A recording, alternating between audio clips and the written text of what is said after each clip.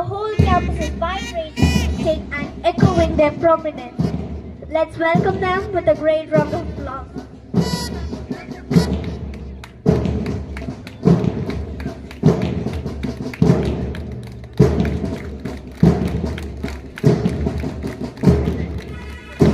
We have our respected Secretary Sri Nava Bharath, along with our principal Srimati Pungodi Ma'am.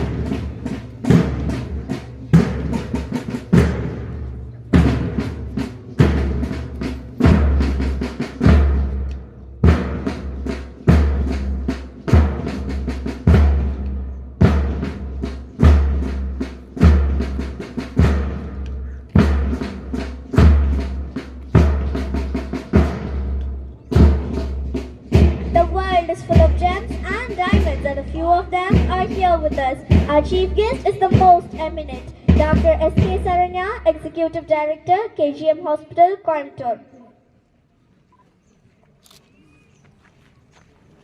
Our Secretary, Sri Nandakumar Sir, and our Principal, Srimati Pungodi Ma'am.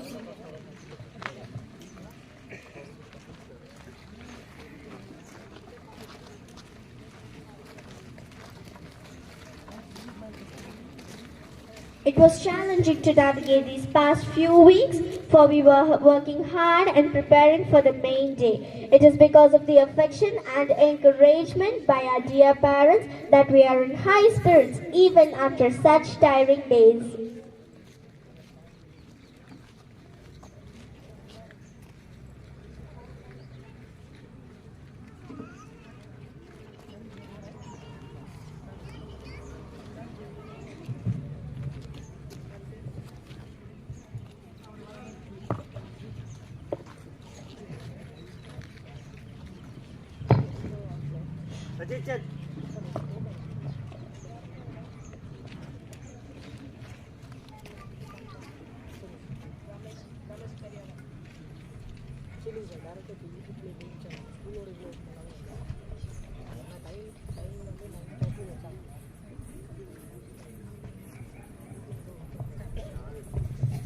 When we pray, God listens.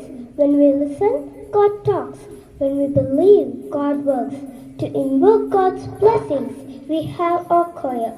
May I request everyone to stand for the prayer.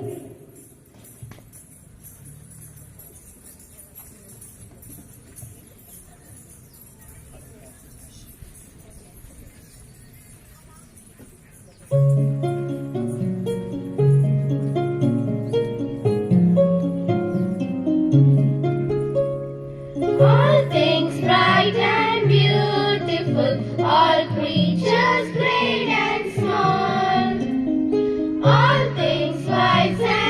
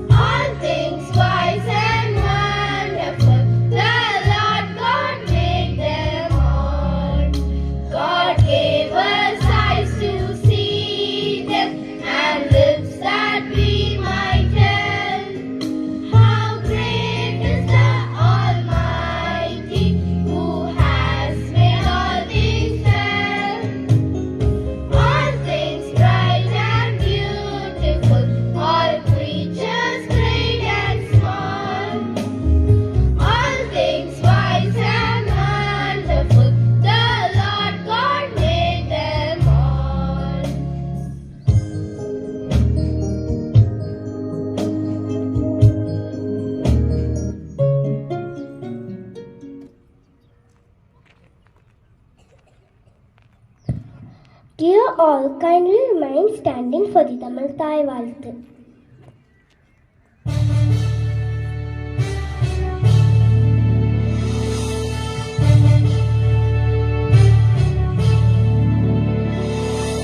நீராடும் கடலுடுத்த நிலமடந்தை கெளியொழுகும் சீராடும் மதனமென திகழ்பரத கண்டமிதில் எக்கணமும் அதில் சிறந்த திராவிடர்கள் இருநாடும் தக்க சிறு இளையுடலும் தரித்தனரும் இலகமுனே திலக வாசனை போல் அனைத்துலகும் இன்பமுற எத்திசையும் புகழ் மணக்க இருந்த பெரும் தமிழனங்கே தமிழனங்கே உன் சீரிழவை திறந்தியந்து செயல் மறந்து வாழ்த்ததுமே வாழ்த்ததுமே வாழ்த்ததுமே.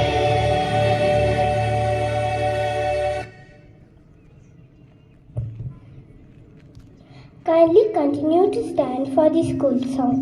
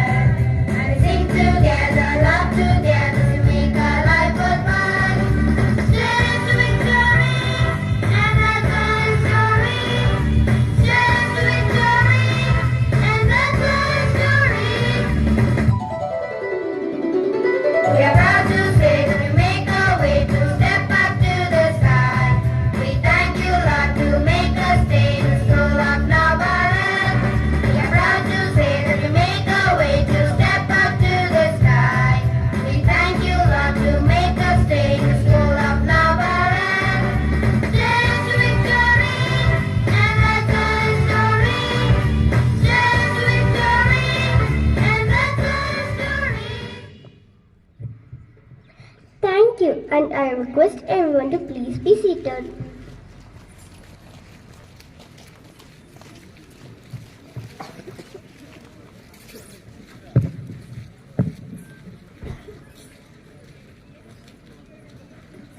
It is with great honor and pleasure that I invite our esteemed principal, Srimati Pungodi Ma'am, to deliver the welcome address. Please give her a warm round of applause as she graces the stage.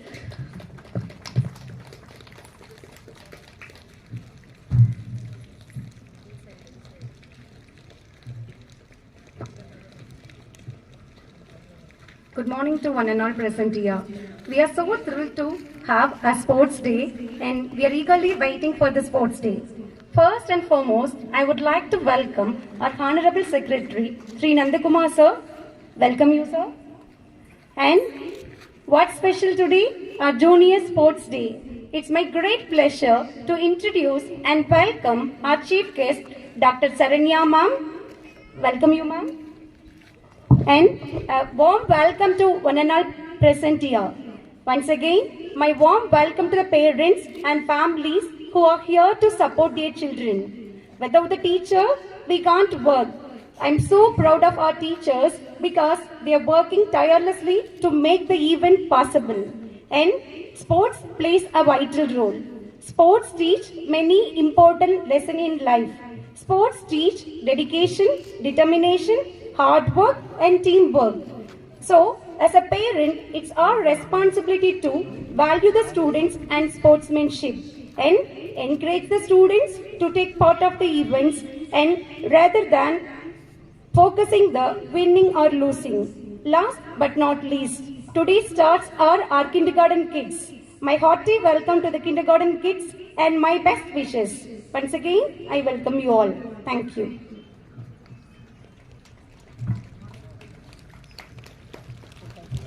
Thank you, ma'am. A pleasant morning to one and all present here.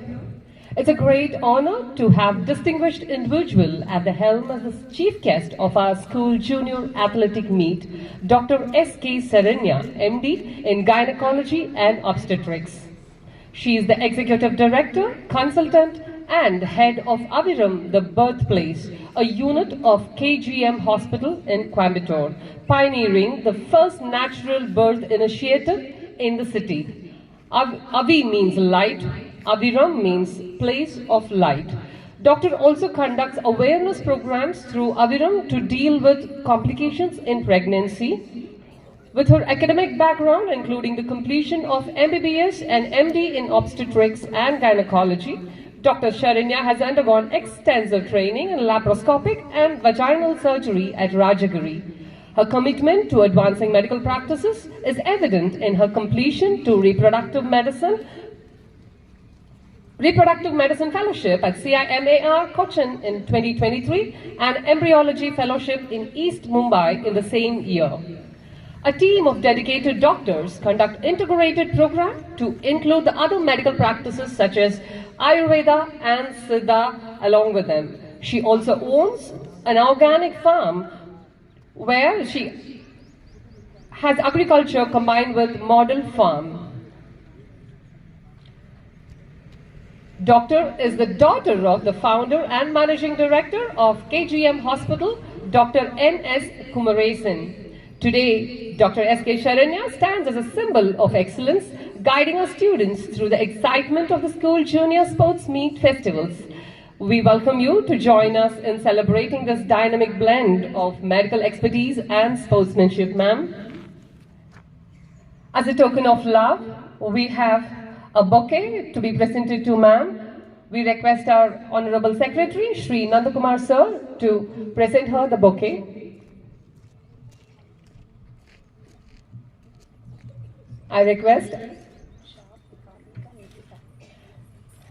I request our guest, Ms. Karnika and Ms. Nikita to present the chief guest with a shawl.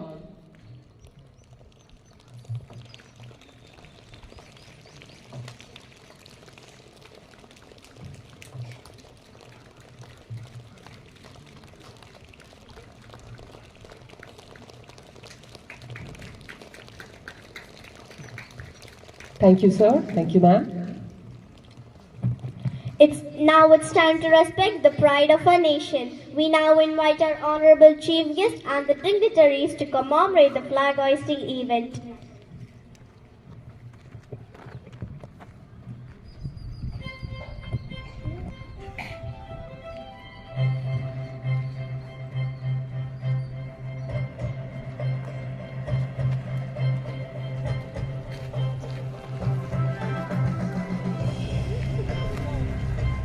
I request our honorable chief guest to hoist the national flag. I request the audience to rise up to salute the flag.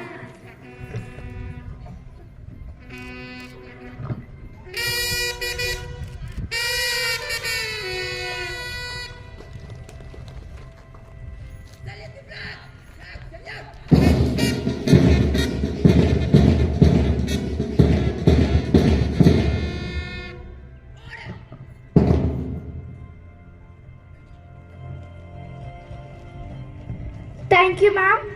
May our flag keep soaring high and our nation keep prospering to great heights.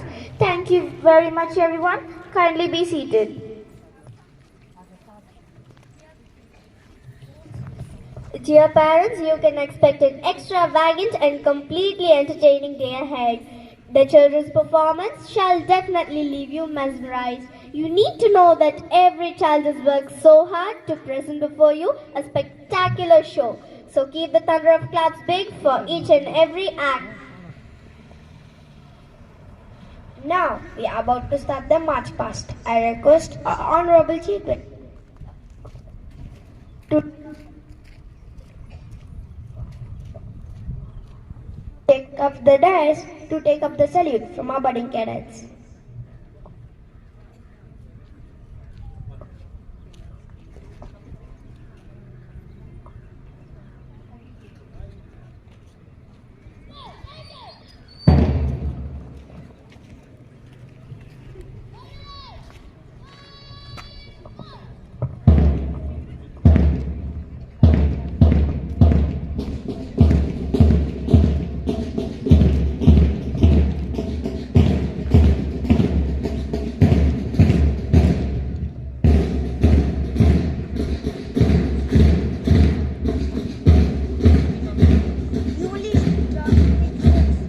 The drum beat rolls, the band strikes up, the high-pitched voice issues a command. The synchronized swing of arms and the sound of thudding feet stirs something within us.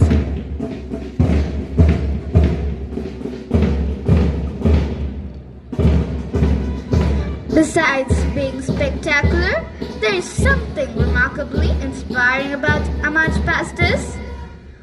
The sense of dignity and pride the cadets bring to it.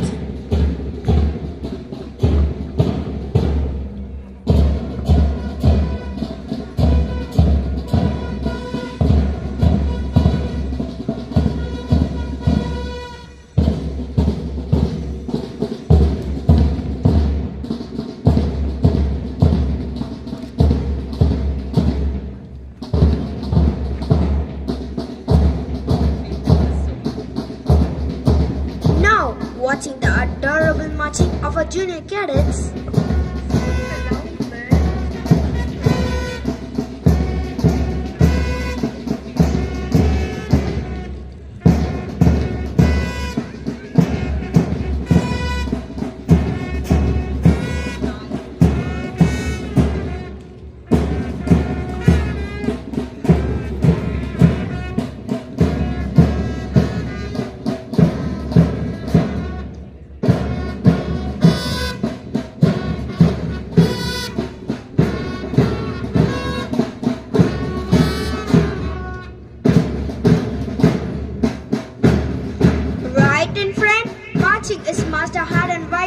From grade 2 with our school flag, and Master Gurudev from grade 2 with the Olympic flag, followed by the smart boys from grade 2, Master Planet and Darshan leading the junior group, followed by majestic march of the band led by Major Master Ashwin.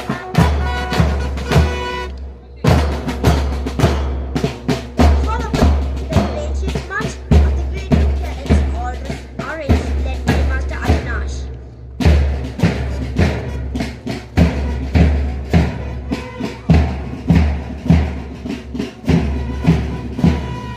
Now watching the captivating marching of the grade 1 cadets, showcasing the discipline and focus, led by Master Litesh.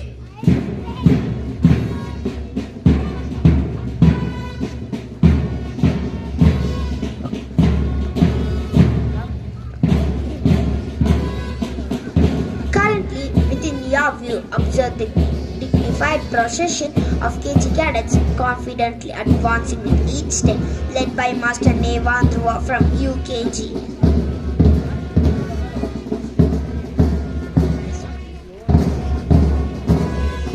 A visual feast of order and pride unfolds before our eyes as our lively KG cadets march in with their impressive parade.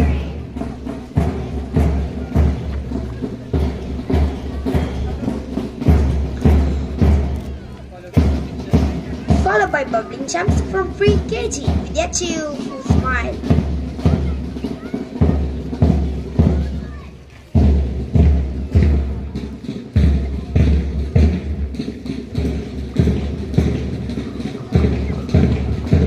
Thank you, ma'am.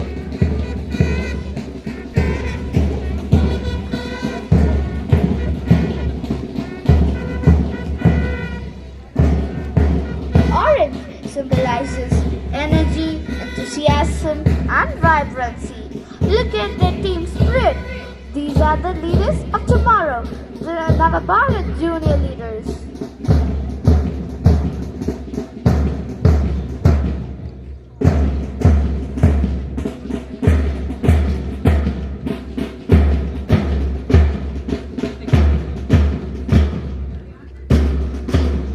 Marching is more than just about steps and formation.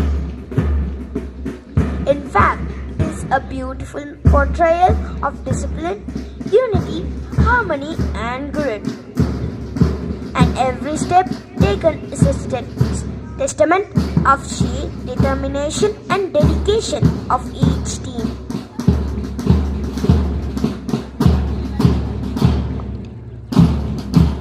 March past is all about synchronization and teamwork.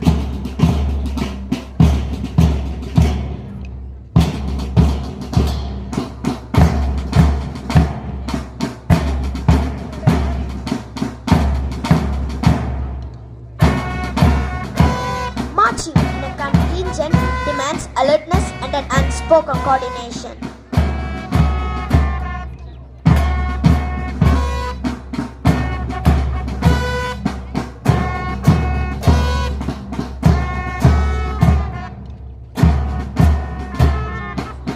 Here is a tractor marching of the Nava Bharath junior students. No wonder they steal our hearts with the winds of marching.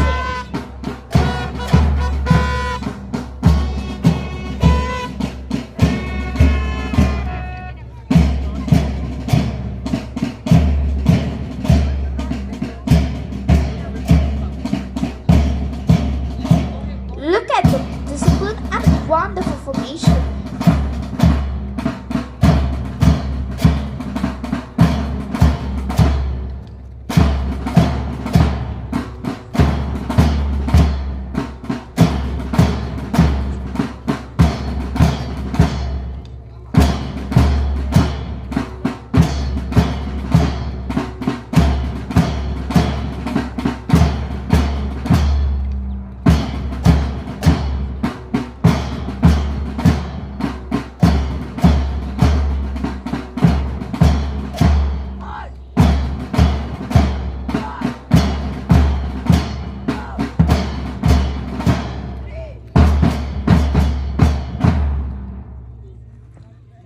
It's time to light the Olympic flames, sparking the passion of sportsmanship. This tradition comes from ancient Greece, where a sacred flame was lit at Olympia using the sun's rays. This flame remained lit throughout the ancient Olympic Games, symbolizing the pursuit of protection and victory. Today, the flame represents the light of spirit, knowledge, and life. May we request our chief guest, Dr. S.K. Saranya ma'am, to hand over the Olympic torch to Master Arun Tamilko.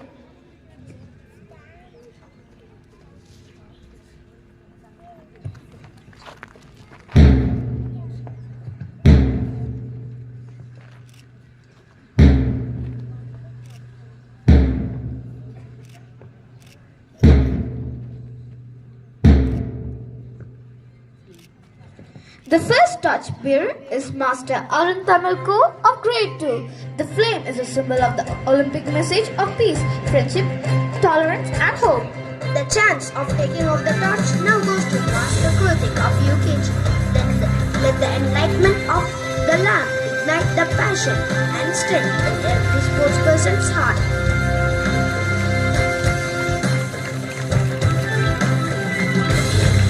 Now the Olympic torch is passed on to Master Jashwin of Grade 1. It is said we cannot hold the torch to light another's path without brightening our own.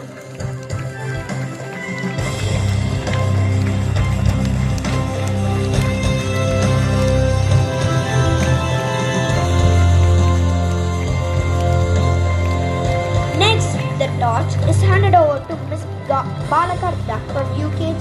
A great man is a torch in the darkness, a beacon in superstition's night, an inspiration and a prophecy. We have Master Saranitif of Grade 1 with the torch. Good sportsmanship goes beyond the game. It starts with respect. The next torchbearer is baby Nalinakshini from LKG. The torch relay is an excellent embodiment of all the Olympic Games have to come to symbolize a celebration of the human spirit. Great pleasure. We welcome our Honorable Trustee, Sri Swaminathan Sir, Now for the our Olympic torch is passed on wonderful event. Welcome, sir. Master Danikshai of LKG. The torch is a symbol of the harmony and goodwill which represents the ideals of the Olympic Games. Finally, baby Nika of grade 2 takes the pride of carrying the Olympic torch. Together, our champions are bringing the torch, which is a symbol of harmony and goodwill, which represents the ideal of Olympic Games. The torch ceremony has some specific traits and significance. Its historic significance is it sheds light in the surrounding darkness, offering hope. And educationally, it gives us the message of fair play and instills in us high regard to cooperate and togetherness.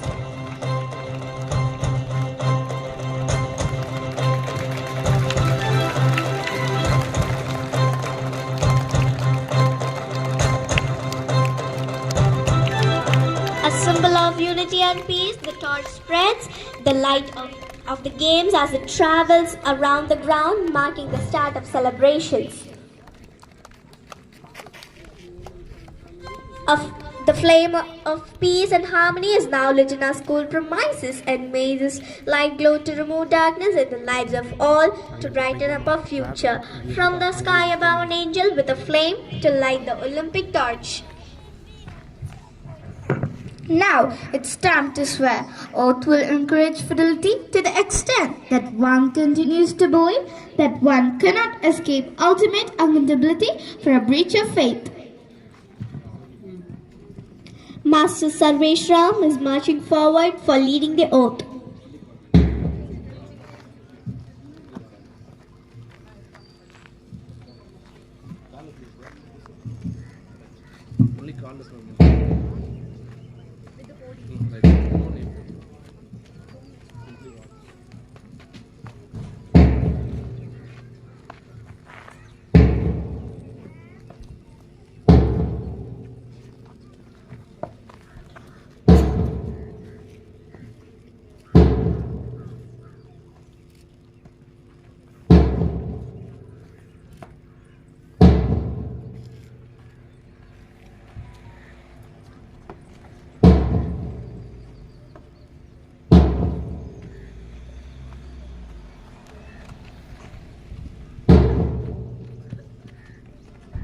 Now Master Haran Vaishnav, Master Gurudev, Master Praneeth and Master Darshit are marching forward for taking the oath.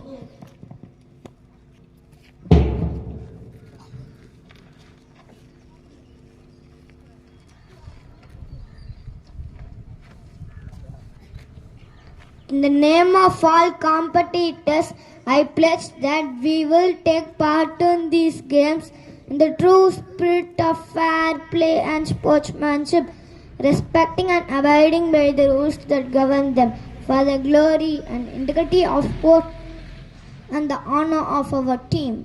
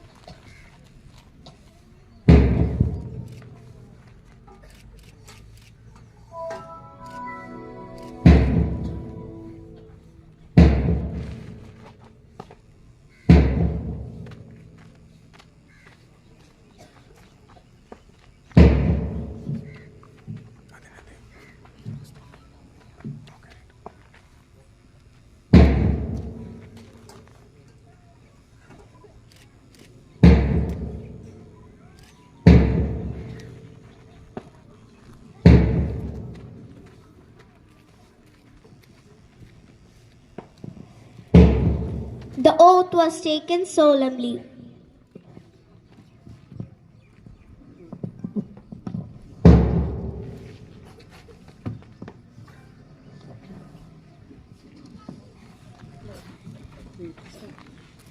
Now I request our Honorable Chief Guest, Dr. Saranya Ma'am, to free the pigeon and declare the annual Junior Sports Meet open.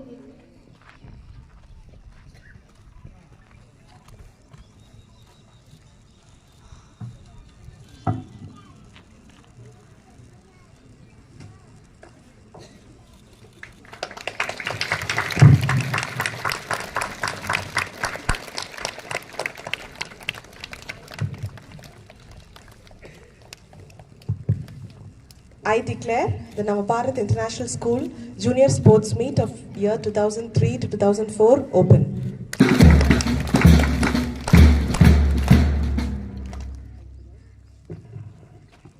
Thank you, ma'am.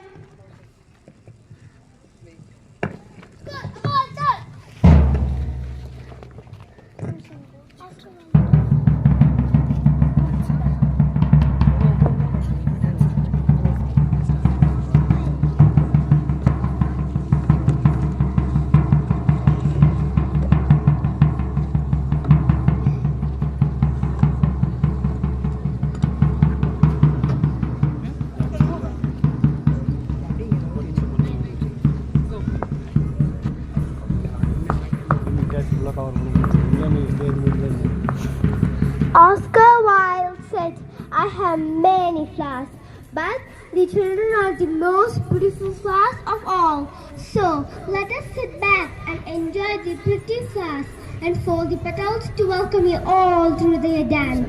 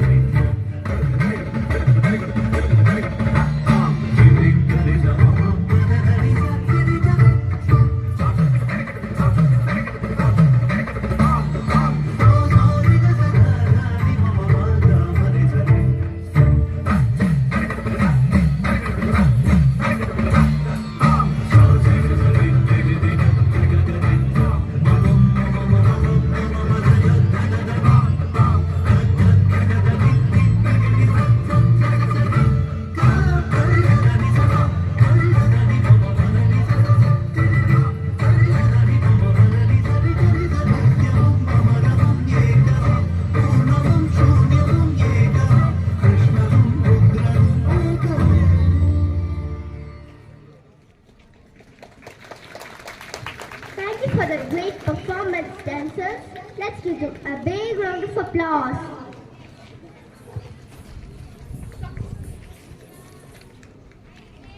Successful people maintain good habits that go hand in hand with success in every area of endeavor, which develops a reputation.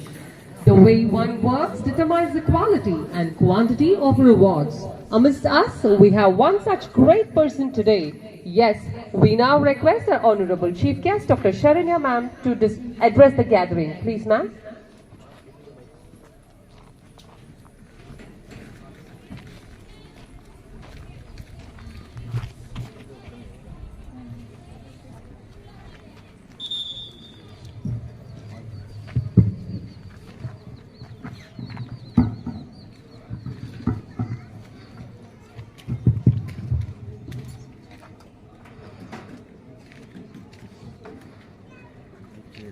Good morning, everyone, parents, students, and the management, teachers.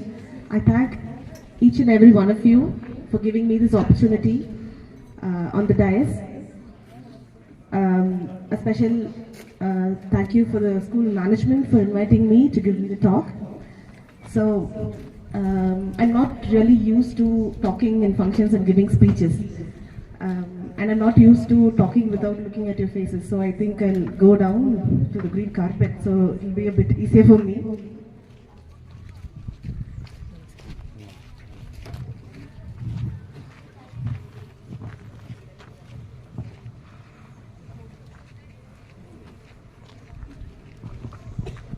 So, good morning.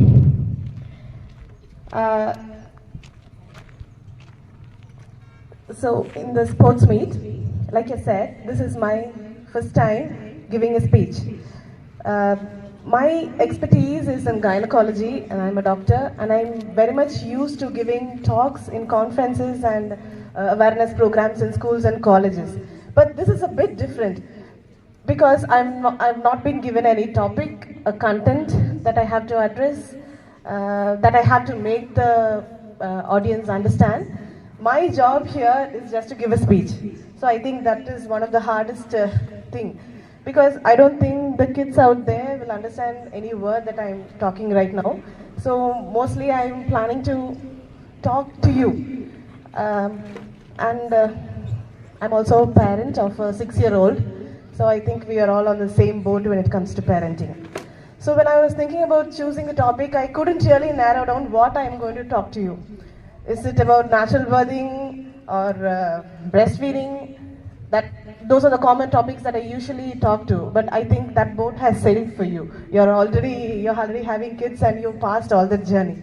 Or should I talk about women's health, or should I talk about sex education? I don't think this dais is the place for that kind of talk. So maybe should I be talking about organic agriculture in a sports meet?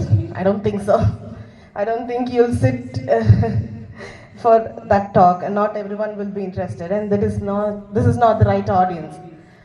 So when I'm thinking about these topics, I thought,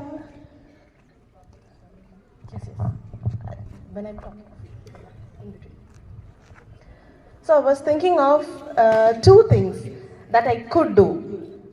One thing is, being a doctor, I'm privy to a lot of information that will be useful regarding the development of a child's brain, the physical development, the harming habits, the habits that can improve every aspect of the child's well-being, be it physical, mental, emotional, spiritual. So I thought I'll talk to you, but not as an expert. Of course, I'm not an expert in parenting. I'm still struggling in parenting with my own kid. And I am also not a child behavioral therapist where I could give you advice. This is not actually advice. I'll be just giving you some facts which will be useful for you when in the journey of parenting with your child or children. So as far as school speeches are concerned, I have a lot of experiences sitting through a lot of annual sports meets and so many other school functions. And one thing, my school functions and my cousins and my nieces and nephews. And one thing I absolutely hate in these is the chief guest speech. And finally, I'm the one giving the speech. So as a consideration, I'll try to keep the speech as short as possible, especially for the sake of the kids. I think they've gone through enough training for the past 1 week, 10 days to do all these stunts and march past, and I think them sitting silently and observing this is a great feat of the teacher's achievement, especially such small kids. So, and again, I would like to say, I don't have no idea why the management invited me to give a speech in a sports day, because I'm not a sports person. எனக்கு ஸ்போர்ட்ஸ்க்கு ரொம்ப தூரம். I have no experience in any formal sports. But like I said, I'll try to make the speech as interesting as possible and as informative as possible. So by the time we come to the end of the speech, I hope that your time that you gave me was useful at some point in your parenting journey. So first thing I would really like to talk about is the development. So everybody knows that the child develops even before being formed from a single cell to the size they are right now. So what really happens and what are the most important points and what you should be doing? So first வந்து நம்ம பார்க்க போறது brain development. Brain development. See, brain பொறுத்த வரைக்கும் there are so many parts. I can't go into such details. But there are some things that you need to understand. There are very specific areas. Brainல நிறைய areas இருக்குது. One for speech, one for understanding, one for rational thinking, one for arts, one for music, and everything is integrating together. So that is the work of the brain, feeling everything and giving the senses and integrating. This is how people develop their consciousness. This is how the children develop their intellect. Every child is unique. Not one brain will be similar to another. Not one thought process will be similar to another. So, idhula vandu, there are so many terms, but I'm going to make it very simple for you. There are 3 levels of brain function. First is the reptilian brain, the first level of function. That is the most primitive first level. So, in the brain is what reacts to all the threats. கையில் ஏதாவது ஒரு கையை வந்து ஒரு ஹாட்டான ஒரு plate மேலே வச்சா சடனாக நீங்கள் ரிஸ்டாப் பண்ணுறீங்க. அப்போ வந்து நீங்கள் யோசிச்சுட்டு இருக்க மாட்டீங்க, நம்ம அங்கே வச்சோம், ஓகே அது சூடாக இருக்குது, நம்ம எடுக்க போகிறோம். ஈவன் பிஃபோர் நீங்கள் அதை ரியலைஸ் பண்ணுறதுக்கு முன்னாடி you take out your hand. That is what the brain is doing. So that is the reactionary brain. Second level of evolution is the mammalian brain. Mammalian brain it develops when we give birth to not only humans, for all other mammals, when we give birth to our offspring and we take care of the offspring. Reptilian behavior is not about taking care of the offspring, it's just about reproduction. But when it comes to mammals, we take care of our young ones. Then what is the difference between the other mammals and humans? Because we having the critical thought process. And this critical thought process develops through one thing only. அது என்னன்னு கேட்டிங்கன்னா it's play.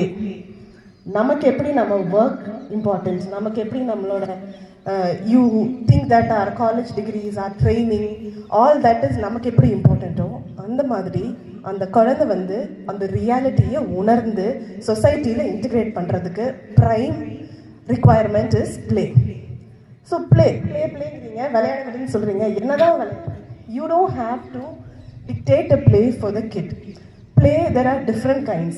Certain kids like to play together. Certain kids தனியாக விளையாடணும்னு நினைப்பாங்க. சிலர் தனியாக உட்காந்து அவங்களோட ஓன் இமேஜினேஷன் வேர்ல்டுக்கு போயிடுவாங்க. Some are really silent and they sit and observe what's going on. All these are forms of play. You don't know what your kid wants. ஒரு நாள் விளையாட தோணும், இன்னொரு நாள் வந்து அமைதியாக உட்கார தோணும், ஒரு நாள் போர் அடிச்சு டிவி பார்க்க தோணும். But the thing is, we have to give them the time and space for the play to develop. From when they are born till they attain adulthood, the play aspect is very, very important as far as brain development is concerned. So imagine yourself, you're in your workplace, ஒரு ஃபங்க்ஷனுக்கு போகிறீங்க இல்லை ஒர்க்குக்கு போகிறீங்க. Imagine normally நீங்கள் என்ன பண்ணுவீங்க, you drink whenever you feel thirsty, you eat whenever you feel hungry, you sleep when you want to, you go out, you talk to, you do whatever you want to. நீங்க என்ன நினைக்கிறீங்களோ அதை நீங்க பண்றீங்க. But look at the kids. Are we giving them that freedom? No. We want them to wake up whenever it's time for school. We want them to sleep whenever we feel sleepy. We want them to eat this. We want them to drink this because they might be thirsty. We ask them not to play and not to fidget. We ask them not to run around, not to jump around. But that is their nature. That is the nature of children. They do whatever the brain tells them to do. So they don't have any inhibition. They don't have that restraint to hold themselves up. So how will you feel when in a workplace? உங்களை வந்து நீங்கள் இந்த டைமுக்கு தான் நீங்கள் தண்ணி குடிக்கணும், அது வரைக்கும் நீங்கள் தண்ணி குடிக்கக்கூடாது, நான் சொல்கிறப்ப தான் நீங்கள் பாத்ரூம் போகணும், நான் சொல்கிறப்ப மட்டும்தான் நீங்கள் வந்து இந்த ஒர்க் பண்ணணும், அது வரைக்கும் நீங்கள் சும்மா கையை கட்டி தான் உட்காந்துட்டு இருக்கணும். Without a reason. Will you be able to do that? உங்களால் அது பண்ண முடியுமா? No, nobody will be able to do that. Right? Then you're also an individual. The kid is also an individual. Right? So why are we forcing them, the kids, to do things according to our way? Why not let them be kids for a longer time? Let them do whatever they want. I'm not saying, okay, நீங்க என்ன வேணாலும் பண்ணிக்கோன்னு குழந்தைகளை விட சொல்லல. But it should be a gentle guidance with major connection with the kid. You have to understand what the kid needs at that time. Whether it is connection with you or rest, or it wants to, the kid is very hyper and wants to play. You have to be connected to the kids and understand what's going on. குழந்தைக்குள்ள என்ன போயிட்டு இருக்குது, என்ன அந்த குழந்தை எதிர்பார்க்குது, before we impose our thoughts and our expectations on the kid. It's a long exercise. You can't just look at a child and understand what's going on inside the child. You have to be with the kid, you have to talk to the kid, observe the kid, and see how the kid reacts to each and everything in life to come to that conclusion. This is not a single day's work. So that is how the brain development goes. So we have to respect that part of the younger children, I think. Also, personality of every kid is different. One kid is extremely headstrong, strong-willed, adamant, stubborn, and one kid will be very obedient. How many have obedient kids here? Put your hands up. Obedient kids. Oh, very nice. Very few. How many have strong-willed, adamant, stubborn children? Ah, yes. Majority of the hands are going up. It's good actually. You will, everyone will think that these headstrong and these stubborn kids, those kids are the problem kids. Those kids are not the problem kids. They are very individual. They are in their own right. They know what they want. They don't want. They understand their own needs. அவங்களோட need என்ன அப்படிங்கறது அவங்களுக்கு புரியும். And they will go to any extent, either tantrum or negotiation or downright lying to go and achieve that. So I think that is a very good quality to cultivate in a child, because 18, 20, 30, 40, you will not be there to make everything happen for the child. The child will be on its own in this vast world. So what you should be doing is cultivating this tendency in every child. I'm not saying that being stubborn is good. I'm saying that it is one of the quality that you can really cultivate and change into a positive aspect, because these kids are usually labeled as naughty, hyperactive or whatever, and they are not really understood. And as far as good, calm and kids goes, see, the problem with those kids is they are very easy to handle. We are very calm, they listen to whatever we say, and it's very nice to have kids with us. Because all we want to hear is, if I ask my son to do something, I just want to hear, okay ma, நான் அதை பண்றேன், அது மட்டும் தான் எனக்கு கேட்கணும், ஆனா அது என் பையன் கிட்ட இருந்து வரவே வராது. But what about these kids who obey? It's not wrong to obey, but blind obedience will never get the kid anywhere. So those parents with very obedient kids, I think you have to go the extra mile, and before you give a command to your child for them to listen or obey, just ask the child whether the child really wants to do that, or if the child is doing it because you are asking, because you are the parent figure. So நீங்கள் தான் வந்து அதோட parent. So அந்த மாதிரி obeying child வந்து listen to anything that you ask them to do. So those kids are the ones you should be concerned about, because when they are listening to you now, இப்போ நீங்கள் சொல்கிறது கேட்குறப்போ, when they are 30 and 40, they'll blindly listen to anybody in the world telling them anything. So those kind of kids are where you should be cultivating the habit of critical thinking. So I think that is very important. So a lot of kids may fall in between, being very stubborn to extremely obedient. It's a whole spectrum. So you find out where your child is. Are they very stubborn? Are they very naughty? Or are they obedient? Or half of the time, half of both. So you find out where in the spectrum they stand, and from there you find, if they are obedient, find out why they are being obedient. Is that really they want? If they are not headstrong, find out what exactly they want. Why are they behaving that way? And cultivate that habit and make it into a positive one, instead of making it into a negative and labeling the kid as naughty or not listening to any instructions, incapable of following orders. So instead of that negative, I think you have to try and cultivate the positive in these kids. So next thing I'm going to talk about is the stress response and fear response in children. So this is the most commonly seen everywhere. I think these kids are too young to feel any fear for exam or undergo any stress. But once they cross certain age in school, in college, I think almost 80 to 90% will have this fear of exams, getting your marks, stage fear, whatever it is. I think how many of you parents have fear of exams? Please put your hands up. When you were in college, not now. I don't think anyone will be afraid of exams now. When you were in school or college, how many had fear of exams, fear of showing your marks to the parents? Yes, only some hands are coming up. I don't think that's a truthful thing. I think every one of you at some point in time would have had the fear of exams, right? Yes. What about this side? Yes. Oh, so now all the hands are coming up. So every point in their life, we get that fear. From where does this fear stem from? From our parental reaction. Why are we reacting so bad to our parents' reaction? Because from the birth, our parents are everything. And their reaction and their facial expression, the babies are able to read and imprint upon their brains. They can differentiate between, they can understand even without you telling whether you are happy, you're sad or angry or not at all satisfied with what's going on. I think babies are extremely intuitive and they pick up on every slight changes from your body expression to your facial expression. So what happened when you were kids? So when you were too young, there were no exams, everything was play and fun.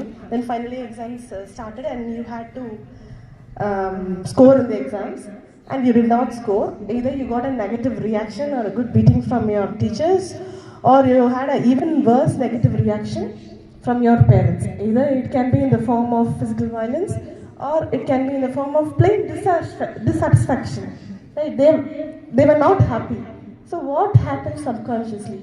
You internalize these negative feelings, and ultimately every time you go for the exam, these negative feelings come up, telling you, okay, what if I fail in this exam? What if I don't score? And then the fear response starts. So once this fear response, it is also a part of your midbrain, the most primitive part of the brain, where the stress response and fear response sits. It will be with you throughout your life. So that is how it is. Now since you've outgrown that stage and you don't have anyone to answer to, you don't have any fear of exams right now. But all these years in schools and colleges, I think everyone would have undergone this fear and stress. What happens after that? So once you internalize that, it never goes away. So I think this is the time for your kids, for you to make a positive change in your kids' life. So it may be sports, it may be academics, it may be anything. But they are doing a performance, whether in exams or on stage. So if there is any negative association associated with it, then I think that will transfer as a stress response and that will be imprinted in their mind forever. So this is a very crucial stage where you have a huge window of opportunity where you can make positive associations and positive imprints on your children's brain so that they don't undergo the stress and fear that you feel. Everyone's stress and fear is different, right? Each one has their own fears and each one has their own stress. So I think this is the period where you reinforce and you make sure the kid knows that you are happy no matter what the child scores, that you are happy no matter what the child performs.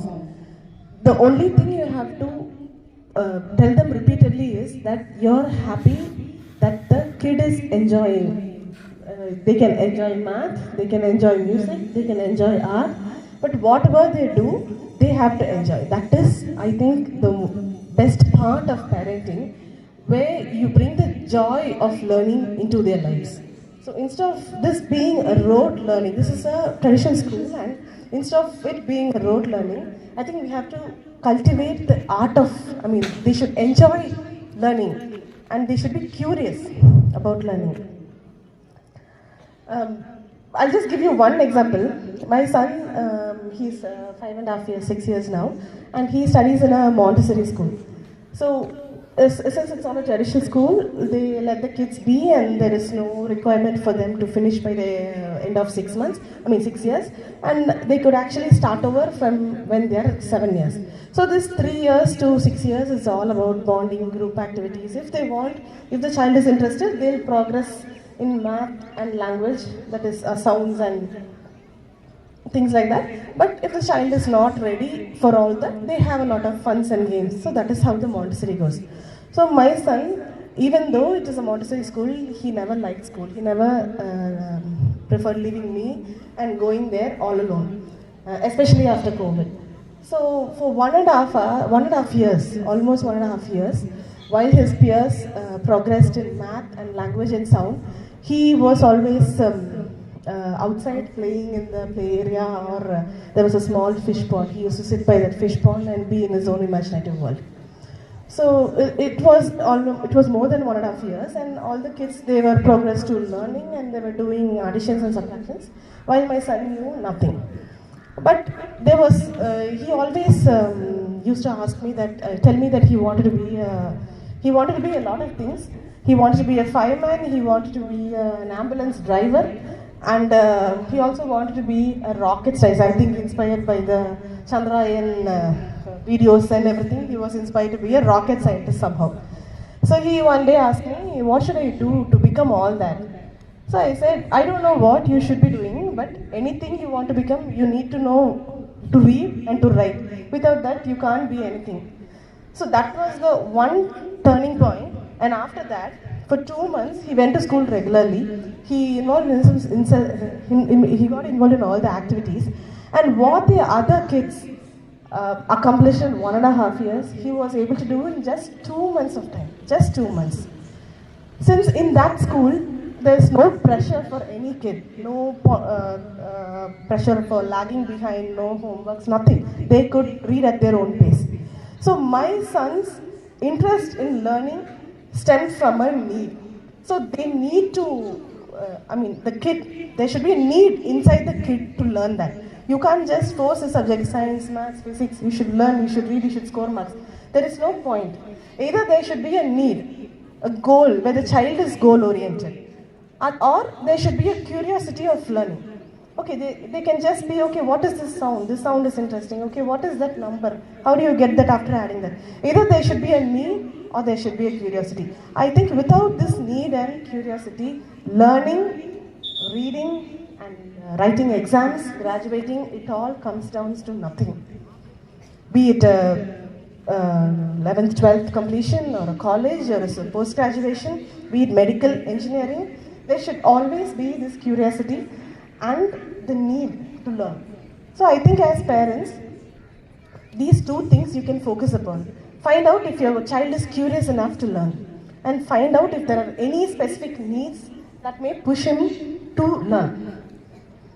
So So that's how the kids' brain work. So next, a little bit of note. How long has it been now? Time over? Still have time? Okay, I'll finish it in 10 minutes. Okay, so a little bit about healthy habits. So everyone knows, எல்லாத்துக்குமே தெரியும் junk food ரொம்ப bad, வீட்டில் இருக்கிற food தான் healthy food. But do you know why junk food is bad? Why do you think junk food is bad? All the snacks and everything that you buy from bakeries and pre-processed packets, why do you think all that is bad? Not just because it has sugar in it. Everybody knows it has chemicals in it. But because there is no nutrition in it. All the junk food are extremely processed. Processed na ஒரு ஃபுட்டை எடுத்து ஒரு எடிபிளான ஒரு raw material எடுத்து they add a lot of chemicals and make it to a point that it doesn't closely resemble food. There is no nutrition. Only chemicals, preservatives, taste enhancers, chemicals, colors, and they add a lot of chemicals to make the child addicted to the taste. So that is a problem with junk food because the baby is not getting any nutrition, and on top of it a lot of harming chemicals loaded with sugar, very bad combination. So that is why always avoid junk food, have a lot of snacks in hand, homemade snacks, whatever it may be. So that is the reason you shouldn't go for junk food. So everybody knows healthy food is, home cooked food is very healthy. So what home cooked food are you giving? Do you know that whether the food you are giving is adequate for your child according to their growth spurt? Are you able to identify any growth spurt and change the food accordingly? I don't think that's humanly possible. Only thing you can really do about giving the children healthy food is concentrate on the protein. So every food will have protein content. You Google எடுத்து போட்டிங்கன்னா அதில் இருக்கிற எல்லா protein content நீட்டாக வந்துடும். So அந்த பேபியோட weight வந்து இப்போ 20 kgs, 10 kgsனா it will need 20 kg babyக்கு the baby will need around 20 grams of protein. So depending upon that, plan your meals. That this one thing will make a huge difference in improving the child's health, because anything with protein will contain not only protein but many other nutrients along with it. But same cannot be said for other foods which is rich in carbohydrates. So that one thing, if you concentrate, avoid the junk food and avoid the chemicals, I think everyone could have a really important, really good nutrition throughout their lives. Not just for kids, even for you. So whatever their weight is, that much grams of protein. If you're 50 kg, you need 50 grams of protein. So find out what are the protein-rich food are per day. Give that food to yourself, your kids, your family. I think your health will drastically improve in another 3 or 4 months. You can visibly feel the difference if you incorporate this concept. And the most common things to avoid while you're cooking food: any refined oil or vegetable oil. Sunflower, safflower, all refined, they're extremely toxic. Always go for ghee, coconut oil. So these are the basic instructions I always give my patients. Avoid refined salt, go for sea salt or rock salt. So these are the basic things that we can talk about health. Next is the physical development. So on the occasion of Sports Day, I think it's important to add a note on the physical growth. When it comes to physical growth, so everybody knows physical activity is good for the kids. The more active they are, the more healthier they'll be. But there are two main pointers which indicate that the kid is growing at a very good pace. Those two are, one is the kid's jaw and the next is the kid's foot. If these development of these two are adequate by the age of 10 or 12 years, it means the last 10 or 12 years of the kids, and even உங்களோட பிறக்கிறதுக்கு முன்னாடி உங்கள் வயிற்றில் குழந்தை இருக்கிறப்போ இந்த nutrition அடிக்வெட்டாக இருக்குதுங்கிறதுக்கு prime indicators குழந்தையோட ஜா, குழந்தையோட food. Because these two structures undergo drastic changes even from before they are born till they are around 12-13 years to have an impact on the overall well-being. So jaw will develop only if there is adequate nutrition. Only if the jaw develops properly, all the areas in the face and in your neck and in the back will develop properly. If the jaw is not adequate, it means the child is at one point of the time during the development and the child nutrition patala. So how do you know if the jaw is developing properly? One main indicator, one most important indicator of jaw health is first they'll have teeth in a very neat row. They'll have broad jaws, not narrowing jaws. So in the broad jaws irunda pallu vidundu molikkrappo around 6 la ஆரம்பிக்கும் by 11-12 it will be complete. So on the age la there will be place for all the teeth. If the jaw development is not adequate, there will not be place and you will have to place clips through dentist. So how many of you parents have wisdom tooth removed? எத்தனை பேருக்கு wisdom tooth remove பண்ணிருக்காங்க? யாருக்குமே இல்லையா? Yes. இந்த side? Yes. Only two? வேற யாருக்குமே wisdom tooth remove பண்ணலையா? Anybody with clips? Nobody. Anybody had? Yeah. Anybody had kids? Clips, sorry. To align your teeth. Teeth, konayana teeth straight ஆக்கிறதுக்கு. Anybody had clips when you were younger? Okay. I think this is set of healthy parents because a lot of you all did not have any clips. But the problem nowadays in the modern dentistry, the main problem is attrition. Attrition na there is no place for the teeth to grow, so teeth ellame kodakodiya vandu they are putting clips. That is the primary indicator that the child either in the mother's womb or after delivery did not get the adequate nutrition required for the jaw development. That is one of the primary indicators. Second is foot. A lot of children have foot problem, but it goes unnoticed. Most common will be flat foot. So this is a stage it is still developing for these kids and it's not yet complete. But these feet problem will be evident not now, but after 30, 40, 50 years. So once the feet are not developed, feet are important because they are carrying a weight. Everywhere they are running, jumping, and nowadays barefoot is extremely rare. We are always putting them in very rigid shoes so they do not feel the giveaway of the uneven ground. நார்மலாக ஒரு கல் மண்ணில் அவங்கள நடக்கிறப்போ இருக்கிற அந்த give வந்து ஒரு rigid ஷூஸ்குள்ளே இருக்கிறப்ப இருக்கிறதில்ல. ஸோ ஆஃப்கோர்ஸ் ஸ்கூலுக்கு வராங்க, காலையில் ஈவினிங் வரைக்கும் ஷூ போட்டிருக்காங்க, வீட்டுக்கு போகிறாங்க வெரி பாலிஷ் சர்ஃபேஸில் ஈவென்ட் சர்வீஸில் நடக்கிறாங்க, அண்ட் டியூஷன் போகிறாங்க, அப்புறம் திருப்பி அடுத்த நாள் ஸ்கூலுக்கு போகிறாங்க. They have very less opportunity, very few hours without shoes, without those cages. So I think that has to be addressed lot because இப்போ வந்து இந்த டெவலப்பிங் ஃபீட்டுக்கு அந்த மாதிரி ஒரு ஸ்டிமுலை கிடைக்கல, ஒரு அன்ஈவன் கிரவுண்டில் பேக் ஃபுட்டாக நடந்து ஒரு ஸ்டிமுலை கிடைக்கலன்னா 30 வயசு 40 வயசில் அது அந்த ஃபுட் ப்ராப்ளம் வந்து நீ ப்ராப்ளமாக ஆகும், அது வந்து ஹிப் ப்ராப்ளமாக ஆகும், 50 வயசு 60 வயசில் ஸ்பைன் ப்ராப்ளமாக போகும். ஸோ அந்த ஃபுட்டோட டெவலப்மெண்ட் வந்து எக்ஸாக்டாக ப்ரெடிக்ட் பண்ண முடியாது. இந்த ஃபுட் நல்லா இருக்கு, இவங்களுக்கு வந்து இந்த ப்ராப்ளம் வராது, இந்த ஃபுட்டு வந்து ப்ராப்ளம் இருக்குது, இவங்களுக்கு நாளைக்கு நீ பெயின் வரும், யூ கான் ப்ரெடிக்ட். லைக் ஜா ப்ரெடிக்ட் பண்ணுற மாதிரி நம்ம ஃபுட்டில் அதை ப்ரெடிக்ட் பண்ண முடியாது. Only thing you can do is get your foot check up with an orthopedician or daily basis. நீங்கள் என்ன பண்ணலாம்னா make them run and play in barefoot and uneven ground. That's the only thing you can do for the foot development. So I think I wanted to stress these two because this jaw development and foot development is silently it's progressing to an epidemic without anyone realizing. So if your kids are always preferring shoes and they're not very comfortable walking without shoes, I think it's time that you should get them.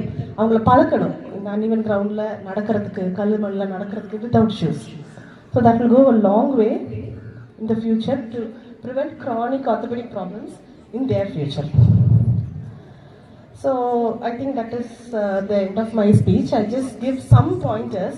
Like I said, I'm not a parenting expert, but I read a lot of books. I know that is not and some things that I've observed among my cousins, among my friends' friends and everything. So something that may help is make the mundane interesting for the child. You have to get them exciting for every silly thing that's going on in your home. It may be cooking, it may be polishing the shoes, or it may be washing, laundry, cleaning.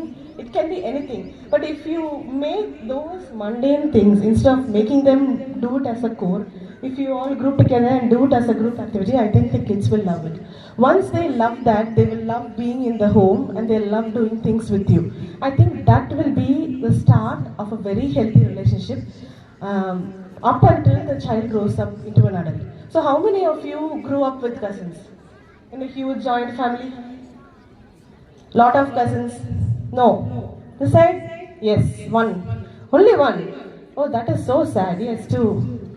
Yeah, some hands over there. Okay, that's less than like 5% of the crowd here. That's very sad to hear because even though ours was a joint family and we used to have a lot of cousins grouped together. And our favorite part was not just sitting together and watching TVs and playing. We used to cook together, we used to clean together. It was like the normal work, which would be extremely boring, would get very much interesting when we are with our cousins. So we used to look forward to all those memories. So I think you should give the kids the same experience that comes with the teamwork and organizing in the family. I mean, that happens in school, but that's different because they are required to do that. But make the home interesting, make the boring day-to-day course interesting for the kids. I think they'll thank you later for that. And you have to, one more pointer I would like to say is you have to make them, expose them to the realities of life. Talk to them about the work you do, how you earn money, where the money comes from, where it goes, how you spend it, what are the loans you have, how you run your business, or how about your hobbies, every single thing. Whether they understand or not, trust me, even though they are very small, they have the capacity to understand a lot of things. So please expose them to the realities of the life. Don't keep them sheltered in schools and tuitions and classes and everything. Expose them to people. I mean, you have a lot of relatives, right? You meet them, get to know them properly, introduce them to interesting people. So that is how you expose them.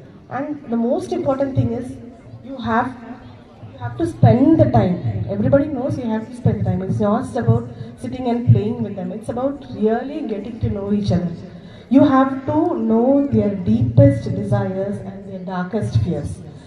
This will not happen overnight. For them to tell you your deepest desires and darkest fears, the child has to trust you completely. Trust that you will not make fun of it. Trust that the secret is safe with you. Until you earn the trust, you will not be able to reach that level with any child. So, I just want to ask you one thing, or in fact tell you one thing which you could ponder on. You know about a rat race of this modern education, right? Everyone has to go to a school, they have to go to a college. Other than that, there is no life. So what if there were no schools at all? What if there were no colleges? What if there were no requirements that they have to finish this by this year, go to college the next year, then go to job? So if there are no restrictions and no schools, what will you as a parent be teaching your child? What will you teach them? என்ன சொல்லி கொடுப்பீங்க? எந்த ஸ்கூலும் கிடையாது, எந்த ரிக்வயர்மெண்ட்டும் கிடையாது, எந்த ப்ரெஷரும் கிடையாது.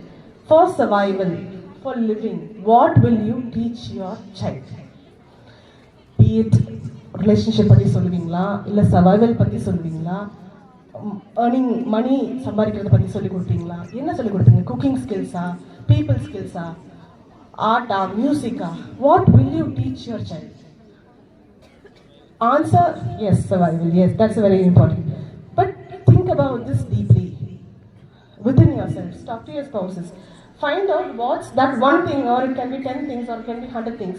There is no limit. But what will you be teaching your child if there are no formal requirements from the government, from the institutions, and so and so? There are no jobs, no IT stuff, nothing. All you want is to teach your child about the world. What will you teach your child? I really want each and every one of your parents to think about this question in deep, and I think you have to talk it out and come to a conclusion on your own, because that differs with each parent, with each child. I think that is one of the most important things we can really do to our children. The other thing is, there is a saying that goes that it takes a village to raise a child. So it is actually a foreign saying, and Till some 20, 30 years ago, it was the village that raised our child. It was not just us parents struggling with a job and struggling with raising children. The grandparents took care of it, our nieces and nephews took care of it, our cousins took care of our children. Everyone had something to contribute for the child's development. Isn't it so? Instead of just us teaching and training and negotiating with our kids, what if we had a whole village? I think that is the biggest epidemic of all when it comes to parenting and raising children. There is no one to support the parents. The parents are extremely stressed out. Other than their nuclear family, there are not much who could really help. So the whole existence revolves around the kids because they have no other go. They can't follow their passions because they have kids to feed. They can't follow their interests because you can't leave the kids anywhere and go do your job. You have to be 100% constantly present. The stress of all this is overwhelming. யாருனாலையும் இந்த stress handle பண்ண முடியாது, but we are handling it, and kudos to all the parents who are undergoing this stress, raising children without support. It is not an easy job. It is the most difficult job of everyone's life. So on top of it, we are plagued by so many doubts, self-doubts, and so many like, are we enough? Are we doing enough? Should we be doing more? You are enough. Your kid is enough. You are what your kid needs. Nothing else and nobody else. So I think you have to ask yourselves that. So finally, I would really like to say, at some point in everyone's life, either in their life or their children's life, they would have been called to the school or the college and they're told that your child is not progressing according to the expectation. Your child is weak in this subject. Your child is not interested in physical activity. Just remember one thing. Every child is unique. Every child has their strengths and have their weaknesses. It is our job as parents to cultivate their strength, whatever that may be. It may be useful or it may be totally useless. But still, it's a child's interest and strength. We have to cultivate that. And whatever the child is lacking, we can support that. Like I said, there are certain areas in brain for math. If that is developed, the child will be good in math. It will easily progress. If the language areas are extremely developed, then the child will be extremely fluent and very good in languages, but the physical side will be a little bit low. Like I said, we have to improve their weaknesses and strengthen their strength. So I think that is a job not for the school. I think that's a job for the parent because nobody knows the child better than their mother or father. So if you are at one point in time put in a situation where you are told that your child is lacking, always stand up for the child, even if it means that you're standing against the whole world. Okay, so remember that whenever there is any negative thing for your child, always stand up for the child. Always be on your child's side. Do not take the schools or the colleges side. Always support your child, irrespective of whatever they are doing, whatever trouble they have landed up themselves. Be there for the child, and one day in the future, and when the child is in a huge problem and they run to you for that problem instead of away from you, then I think you have really succeeded in parenting. So with that note, I conclude my speech. So there is a quote that goes that you have to stop talking before your audience stop listening. In that way, I think I'm a bit lucky because the audience are still listening. Anyway, thank you for your time. I think I really did some justice and I really hope that the talk will have some impact in your future parenting. Thank you. Thank you. Thank you, ma'am, for your enlightening speech on parenting tips, and I'm sure you have triggered a lot of questions and thoughts in our parents' mind, ma'am. Thank you so much for your enlightening speech. As they say, a sound mind is a sound body. At Nava Bharath International School, we too believe that learning and playing should go hand in hand. It is a day to jump, hop, skip, and run. It's a day when we anxiously watch our children perform and enthusiastically cheer for these little ones.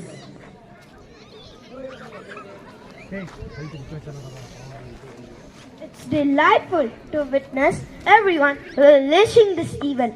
As we progress, how about a little maybe? Of course, Kritik, a mile from end to end, yet easily found on the face of a friend. Any guesses? Absolutely, it's a smile. To enhance our smiles and make them even more radiant, we have our lively youngsters from a kindergarten for their charming smiley dance.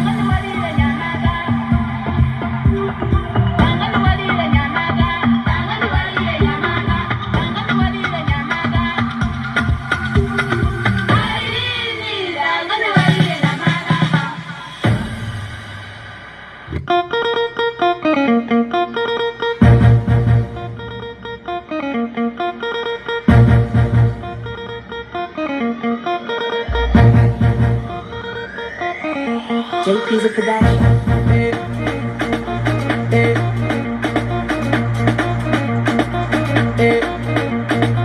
Don't care.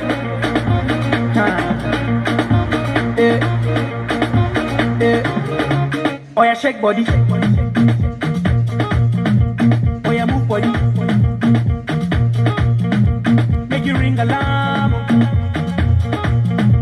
Oh yeah, shake body.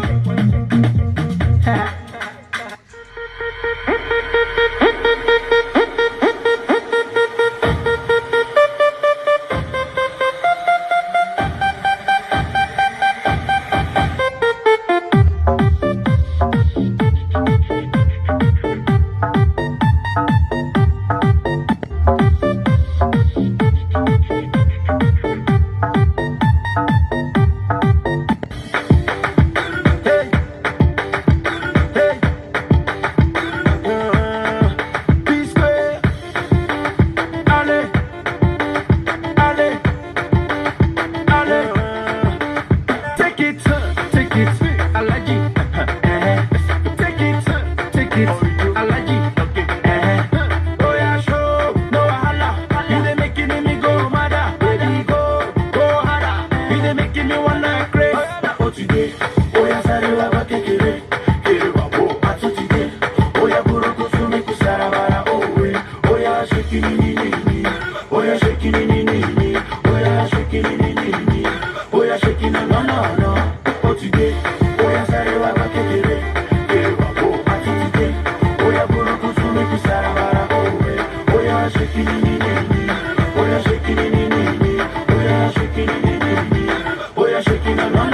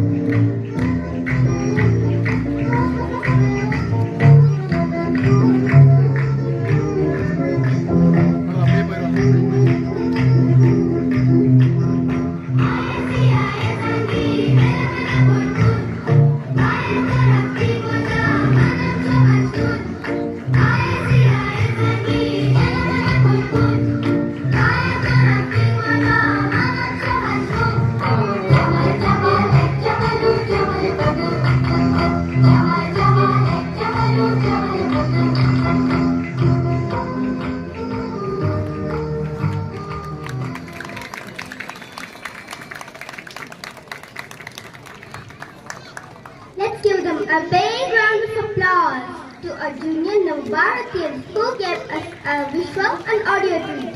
Thank you, dear ones. It's time to kick off the most exciting part of our event, Fun Games. A special segment designed not only to entertain but also to reveal some of the most cherished moments we have created together. So without further ado, let's dive right into our first game. A kind request to our parents. You're requested to be seated as you witness the event.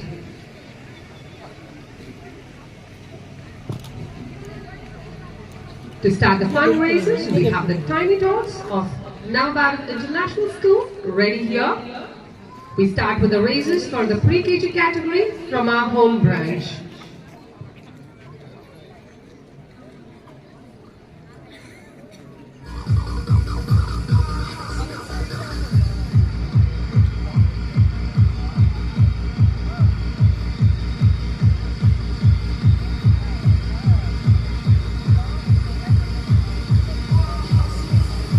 To the start the games with, for pre-KG, the boys participants are Ekar Desai,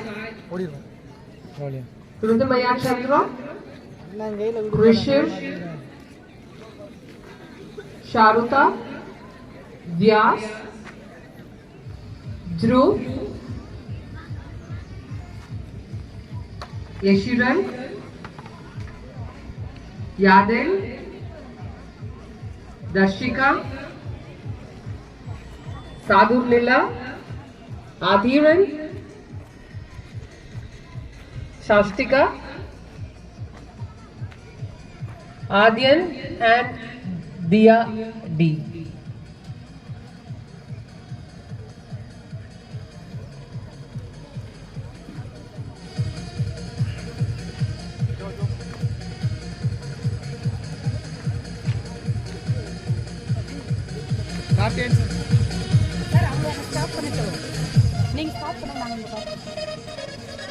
The first game is a pure game. It's a pair game.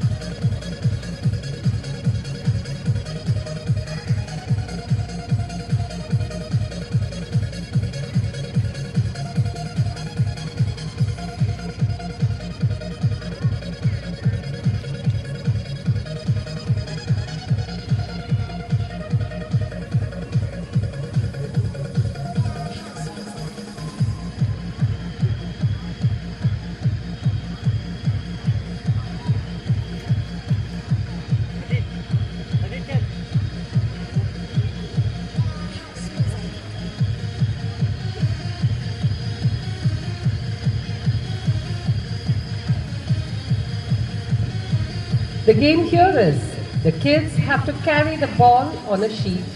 Each pair holds to the end of the paper from opposite ends. They need to balance the ball on the sheet and walk to the end point without dropping the ball. As they are getting ready on the tracks, listening to the instructions by their teachers very carefully, let us give them a very big round of cheer for them to start. Come on, parents.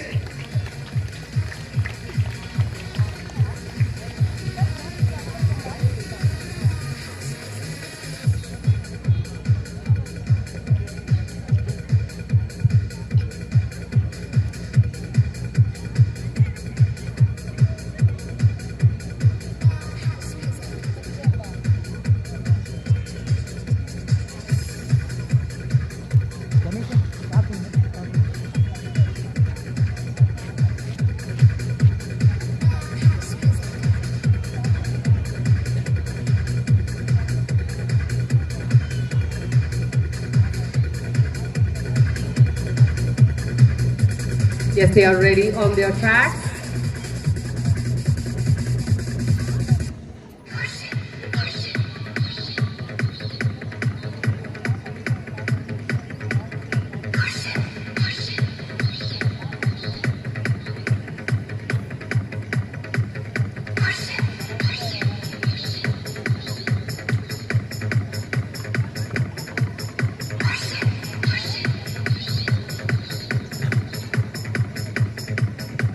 The track judges are ready?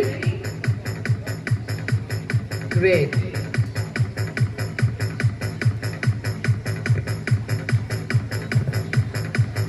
So this is the first race in the Junior Scouts Meet of Nava Bharath International School.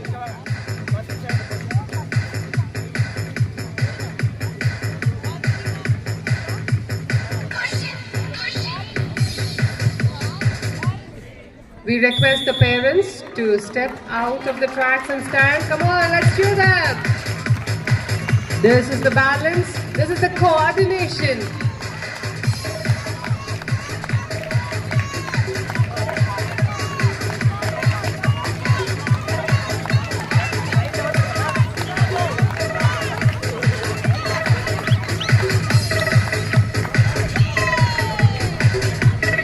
They do this with such an ease. Fantastic.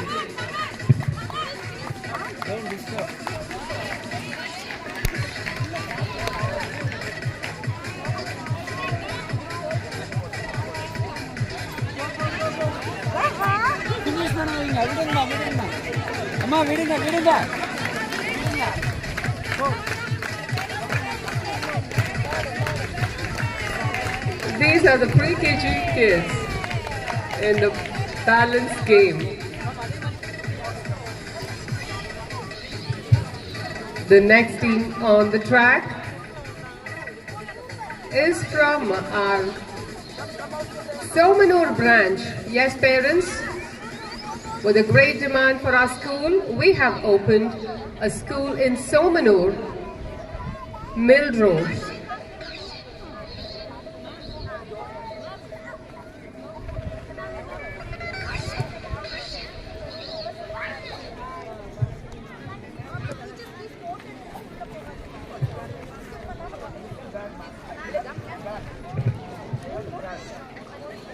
As we all know, each of us is gifted with opportunities, and it's our skill to gather, utilize, and come up in life using those opportunities. Now it's our turn. It's our blooming buds of playgroup from Nava Bharath International School and playgroup from Somanur and pre-KG children from Somanur are going to participate in the game on the track to show us how to pick, gather, and win in the race.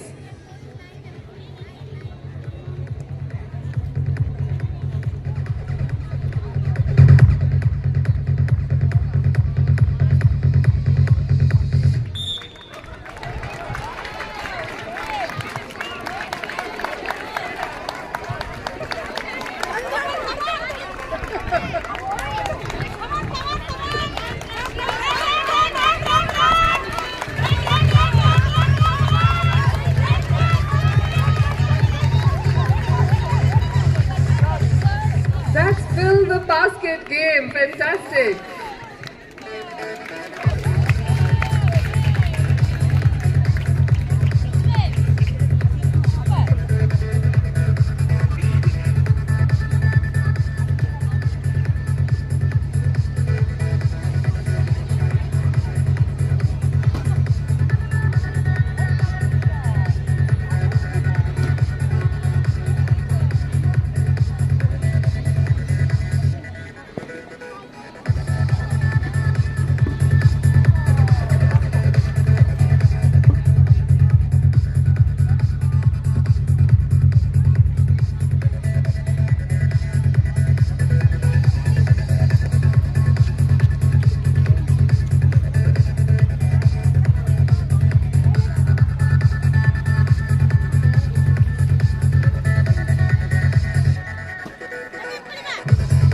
The participants of Scoop the Ball game are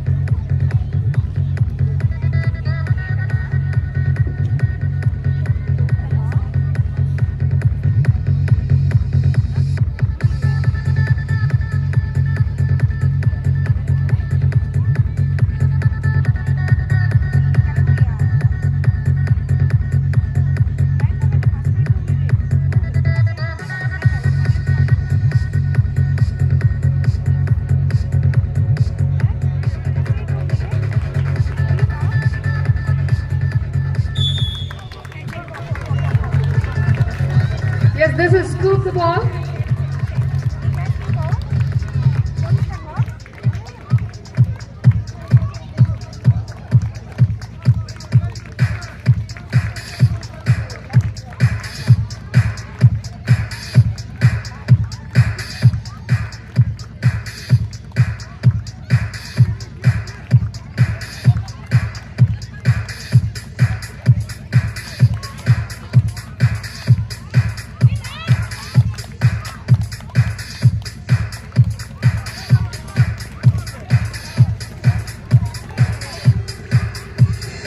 So these are the kids from Somanur School. The children from LKG are Dia, Haron, Jinu, Nikhil and Dishak. They fast approach the finishing line.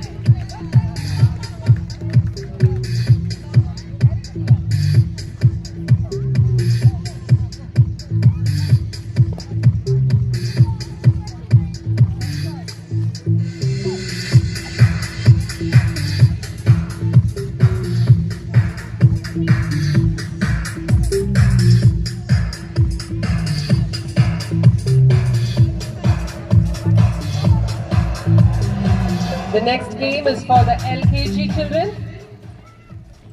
Balloons. Looking, having one and playing with balloon is a joyful one for all of us. Bursting one is even more exciting. Now, we have the elegant LKG champs to participate in the fun with balloon race. The participants are, so we have 3 heats. Batch 1, the heat number 1 participants are Darshik, Shafiq, Advik, Mistaq Ibrahim, Advik A, Rakshan and Hrithik Dhruv.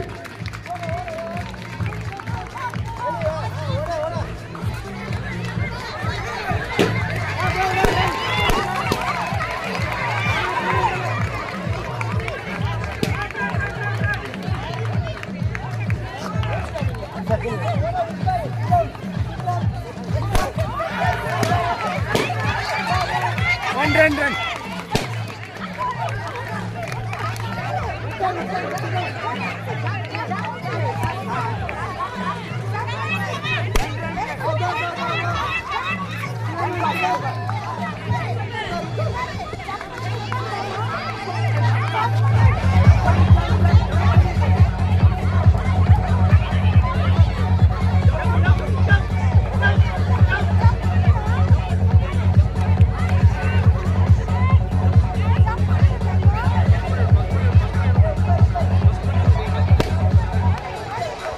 Children love to play with balloons than bursting it, I guess.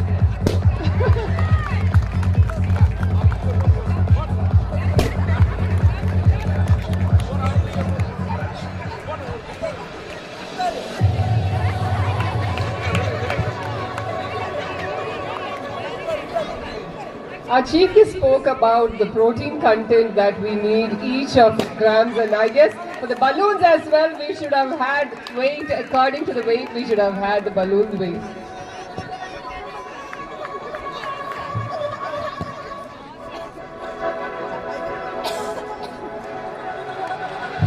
The next race is batch 2, Ballon Fallon race for Paridhi R, Zain Ibrahim, Daniksai Mitren, Krisha, Sarvesh and Parthiv.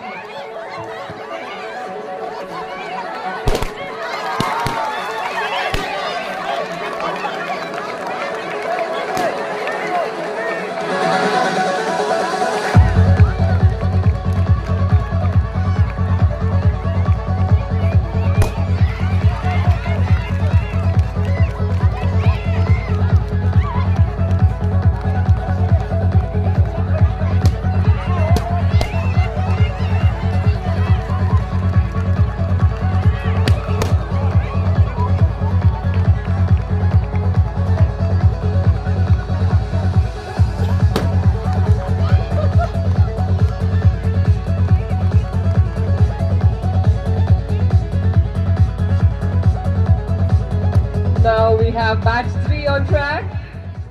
The participants are Paul Travers, Zake Abraham, Mahat, Maulish, Nishwant, Edric Xavier, Vihan and Rudwa.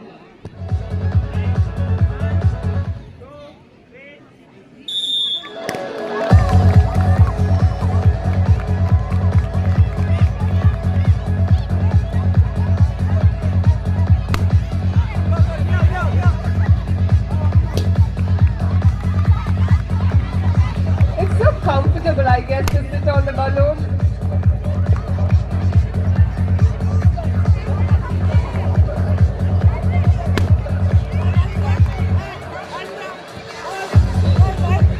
It feels like it's a different kind of a seat to sit on.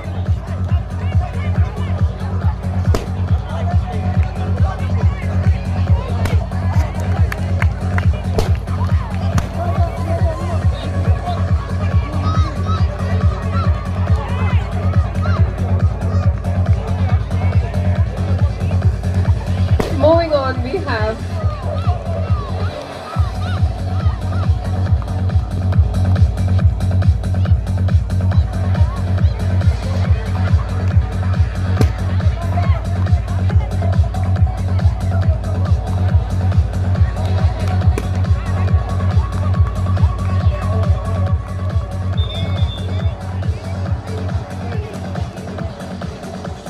The next competition is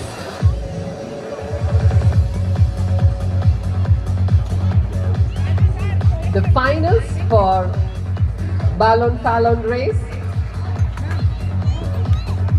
The fastest bursters were collected together, and let us see how their balloons are going to get bursted now.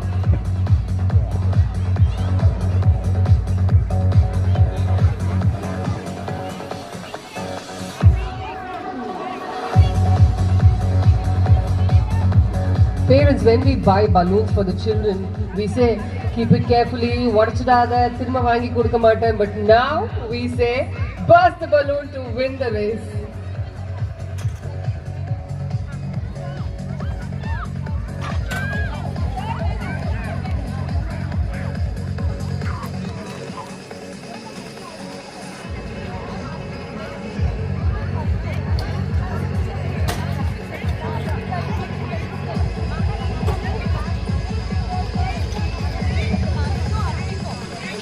Now we have a hanky Yankee. What is it all about? Again, referring to our chief guest speech about doing the very monotonous, mundane job of every day, which is washing and drying. Yes, both washing and drying the clothes is an everyday chore in every household. We have the lovely LKG girls to add fun to the monotonous task. Run, clip, dry and win.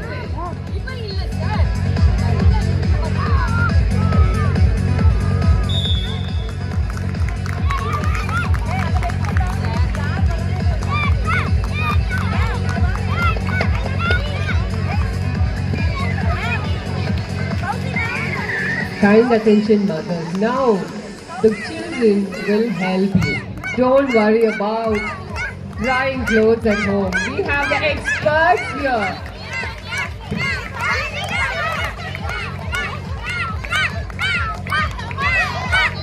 Look at their focus and concentration and their speed.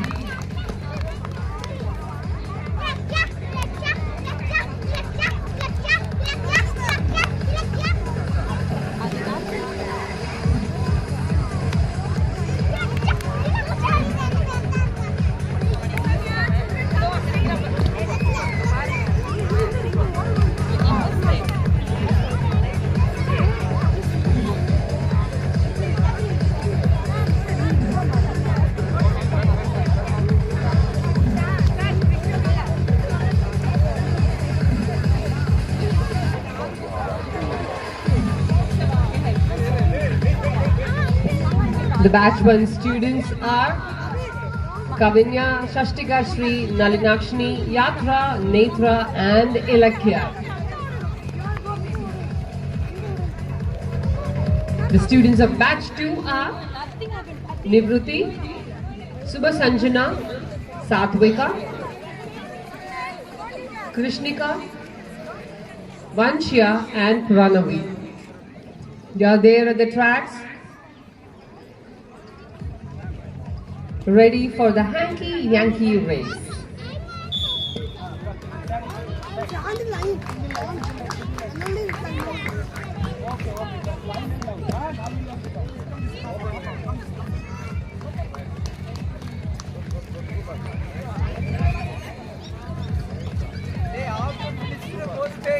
That is your red line. Finish them, then go straight. Go, straight.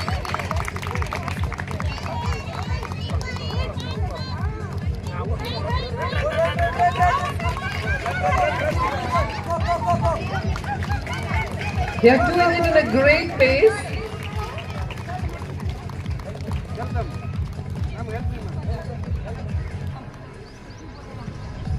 Run.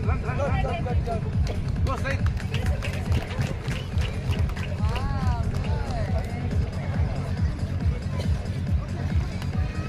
Now we have the students of batch 3, Rhythmika G, Jayavarsha, Sriniti, Monal Jo and Idalyan.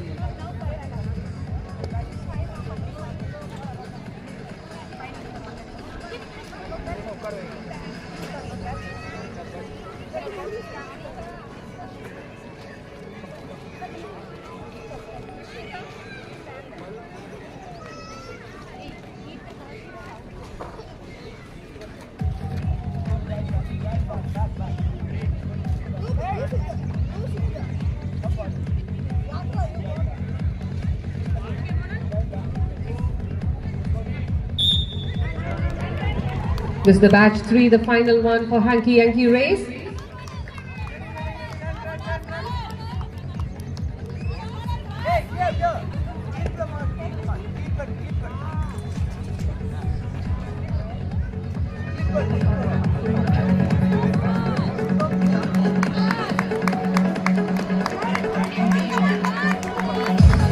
They are doing in great pace.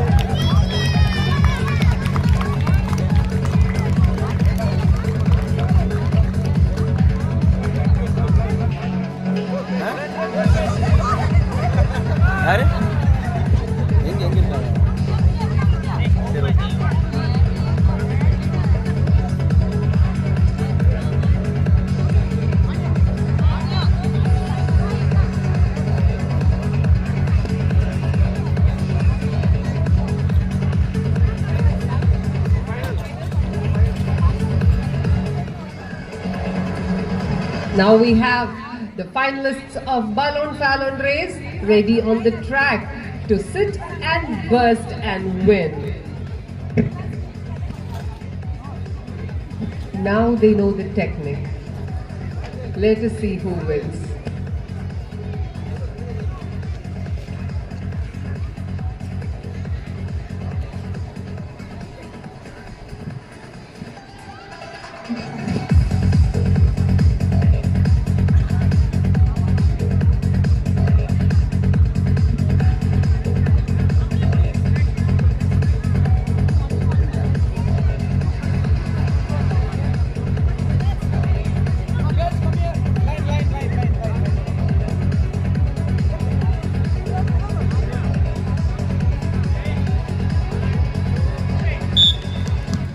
There they are, they're running to sit and burst. Let's see who pops the balloon first. Yes, one is already done it, second one is running back.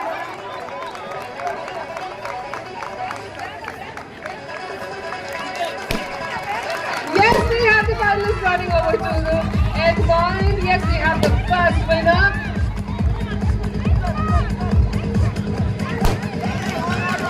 That's good. Yes, man. Rain Abraham is the third part.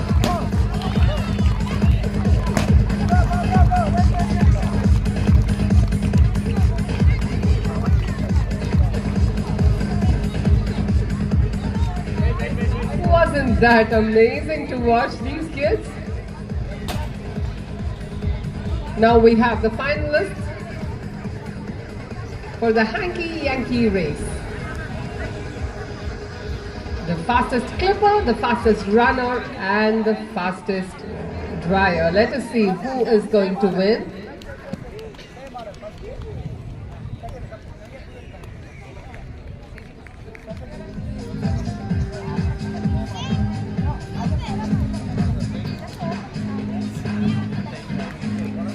The fastest clippers and runners are on the track.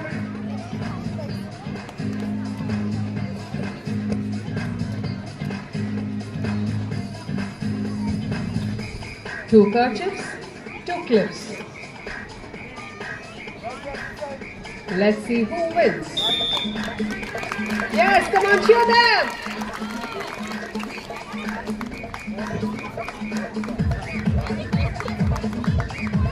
We say fine motor skills, gross motor skills, hand and eye coordination. Everything is there here. Great, yes, we have the first clipper and the second one has reached the end point, and now we have the third one.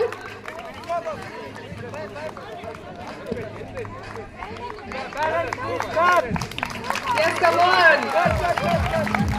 Accomplishing the task is more important than winning. Yes, they all have accomplished the task given.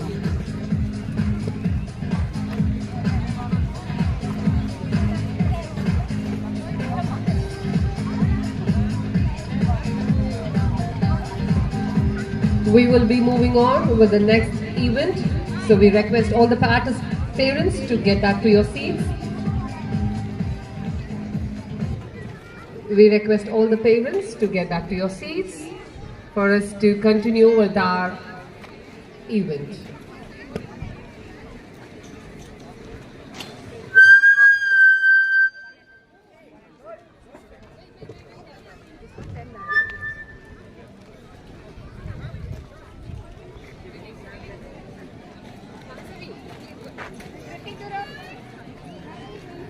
We've got something special lined up for you, a fantastic marginal performance that showcases unity and skill of our incredible young child. Just a bit, you will witness a colorful display of synchronized moves that the stars have been working hard to perfect. It's a celebration of teamwork and dedication.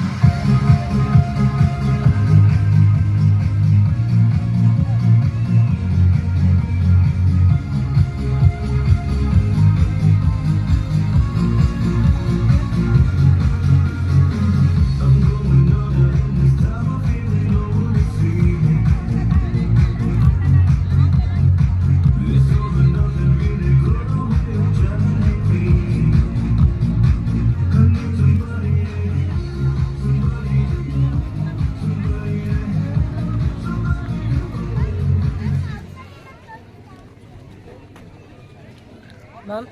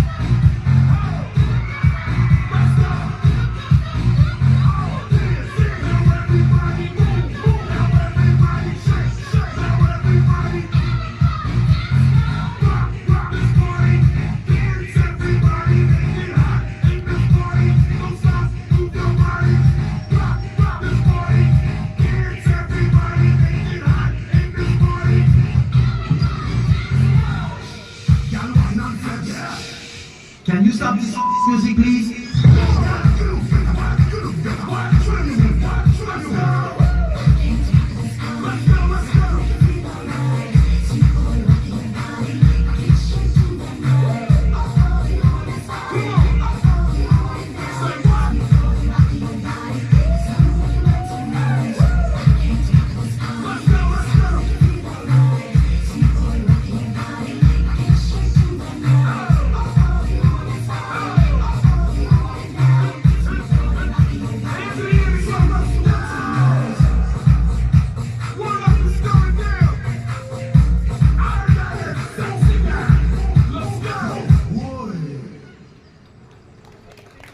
Let's give them another round of applause for this fantastic performance. Thank you, juniors.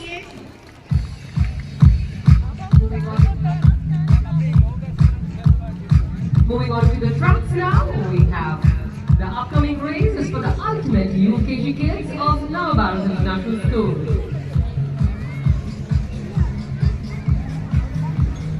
The track is ready for the students. We request all the parents to get back to your seats to have a fantastic experience of our kids on tracks.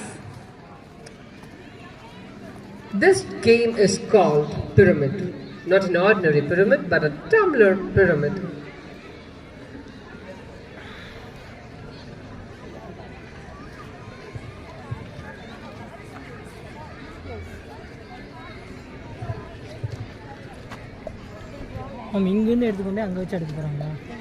Batch number 1, the participants of this game are Dhanwant S, Kavin M, Samrushti, Adi Mitran S, Lithan Aditya A, Akilan SP and Jyoti Vaibhav J.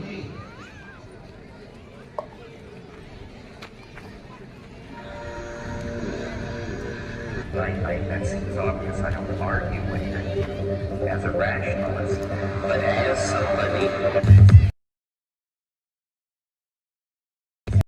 Yes, the tumblers are stacked and ready to become pyramids by our wonderful students.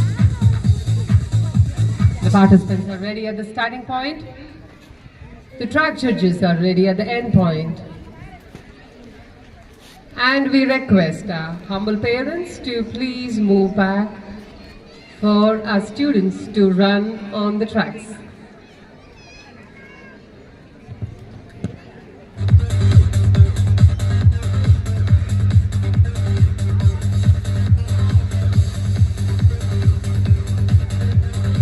So this game or race is to develop the neuroplasticity of our fast-growing champs.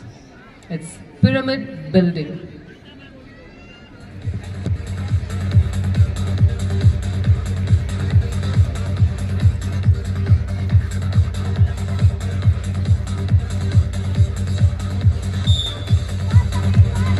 There they are, running to build their own pyramid using the tumblers.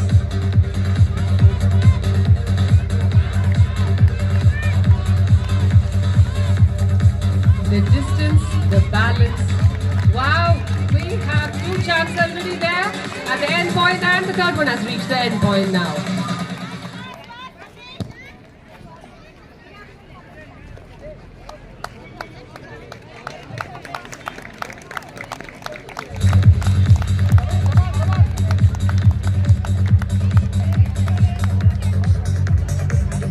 Look at the pyramids, it's their own creativity.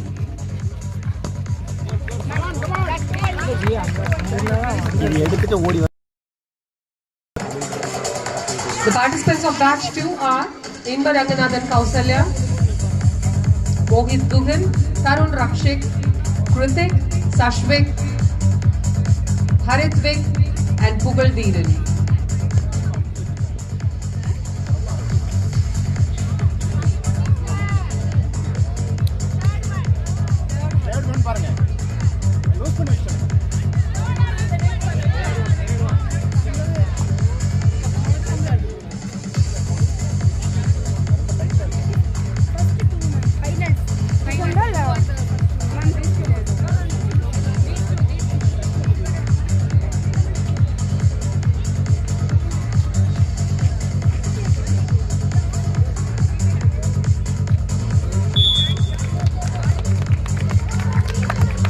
This is the batch 2 for pyramid building.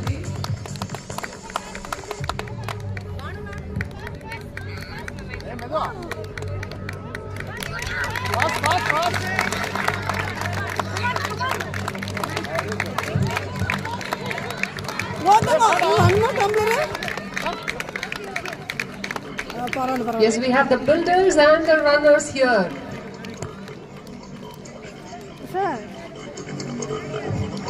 Batch number 3, the participants are Jitesh M, Nevan Dhruva MA, Abhinav, Sachin Narayanaswamy, Suryansh Tiwari, Harshiv Ram, Sakshit Naren and Vyash.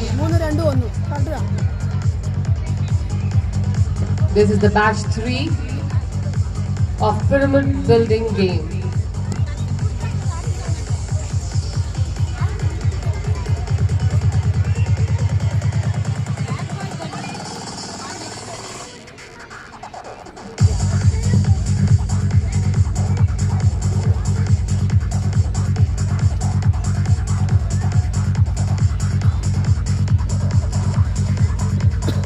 This race is to develop the neuroplasticity of our fast-growing champs. It's pyramid building using tumblers. The more we practice, the more we train our central and peripheral nervous system to align and stack. This is a game to test the cognitive and hand coordination of the players.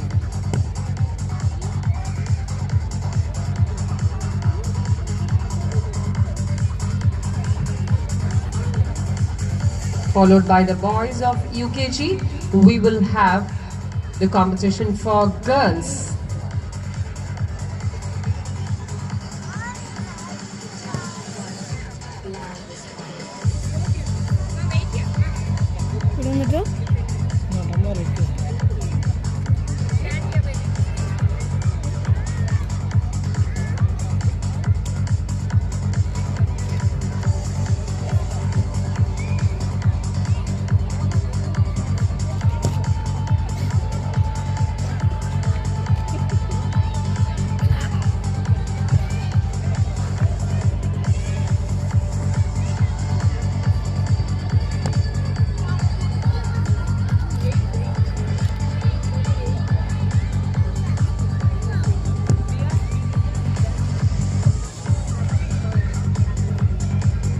The parents who are encouraging your kids, we have something for you as well. Please get ready.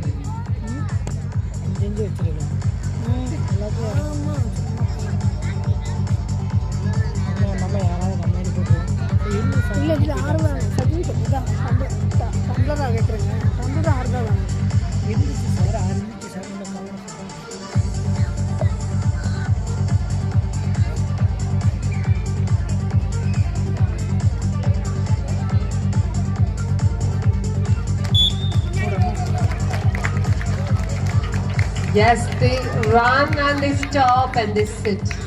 Now they begin to build. One after the other, brick after brick, tumbler after tumbler. One goes on top and yes, the first winner has already reached the end point and now we have the second one and the third one as well. Wow, that's a great accomplishment. Followed by the boys, we have the girls from UKG. The race for them is lay and move the cone. This is an interesting game. The participants of batch 1 are Pirayoga Nila, Timya Catherine, Anushri, Yugita Shri, Dhanwantika AS and Deshna M.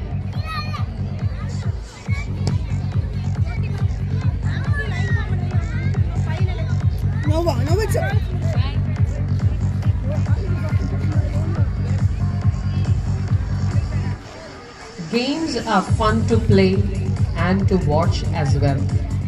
We have the gorgeous girls from UKG to exhibit their focus, body control and their speed.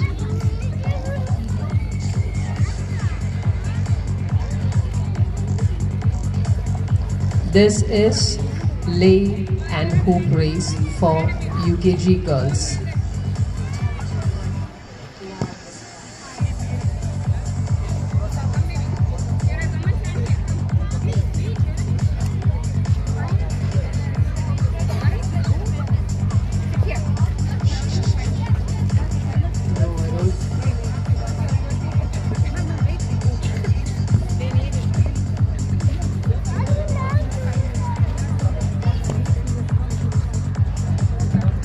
The participants of batch 1 on the track are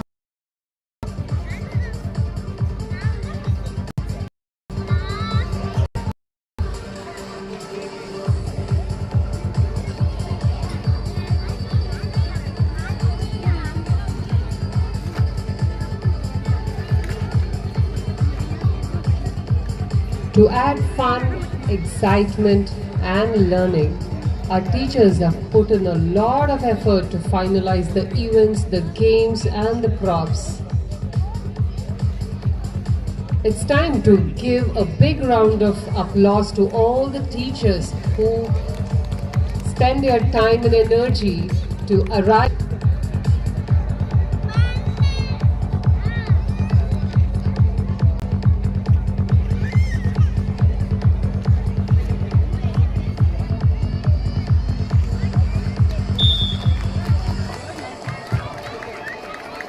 We have the gorgeous girls. What are they going to do? Wow. They lay, they pick, and they bend and put it over the cone. Fantastic. Let's give them a big round of applause. Come on, cheer them, parents.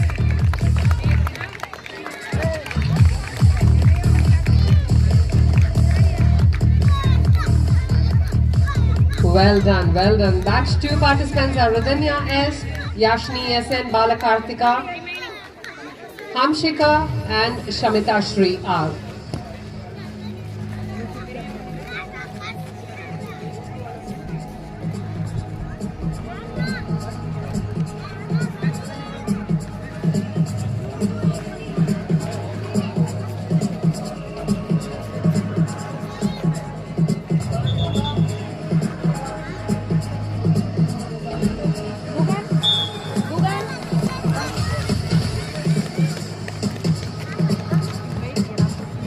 This is batch 2.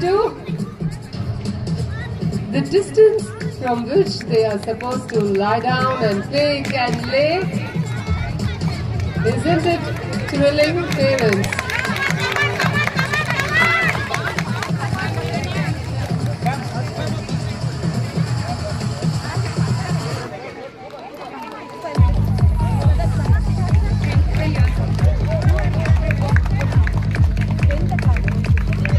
Yes, batch 3 participants are Tanvi SG, Yarini yes, Shashtika P, Puvini T, and Swakshita yes.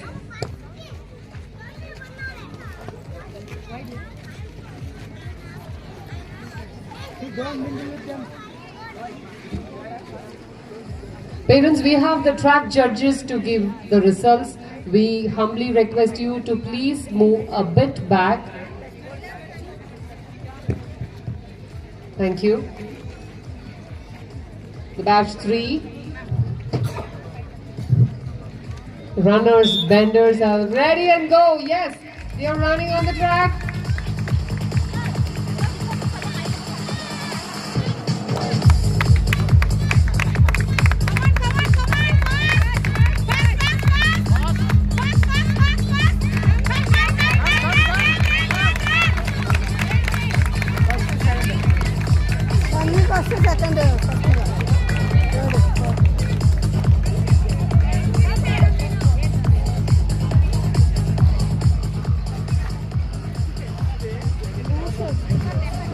Followed by we have the game for grade 1 boys. Hey boys, stand up, ma.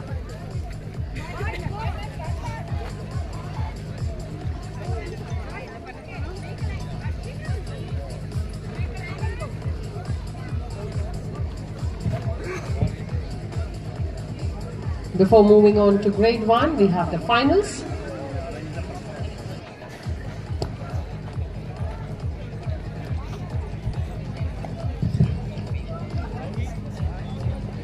we have the finals of lay and hoop for girls of UKG.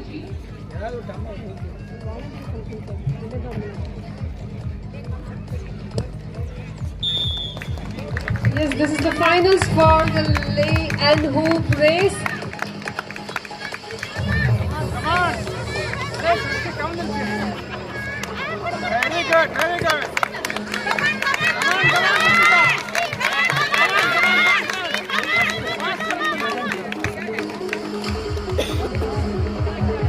Yes, that was fantastic, wasn't it? Now we have the boys of UKG for the finals of tumbler pyramid race.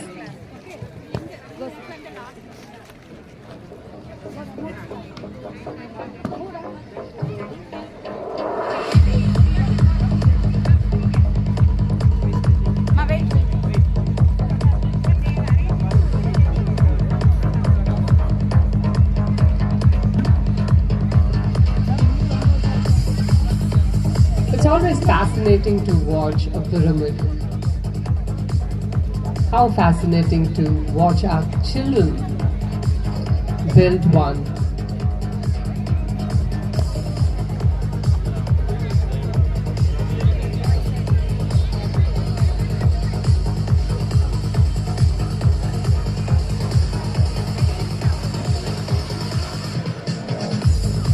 We have the finalists there on the track.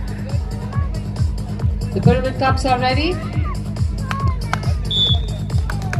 Yes, we have the runners and the builders. Come on, Dhanwan. Fast, fast. Dhanwan, fast. Dhanwan, fast. Come on. Yes, we have the first winner and the second one and the third one as well.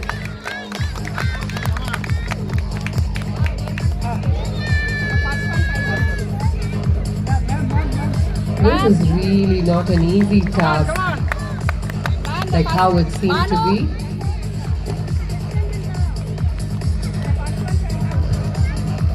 We need a great focus and concentration to build this. And our children are proving their best.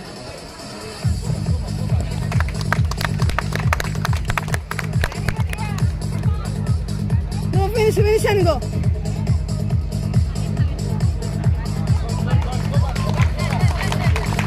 Accomplishing a task is very important than winning.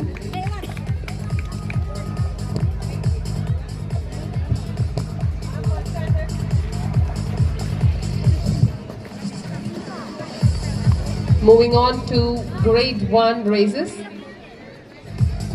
Life is like a garden with its roses, yet not always blooming. It demands a resilient spirit and the right mindset to overcome challenges and obstacles, ultimately to reach one's goals. At Nava Bharath, we believe that every child is prepared to confront any challenge. We have the optimistic grade 1 students for the obstacle race.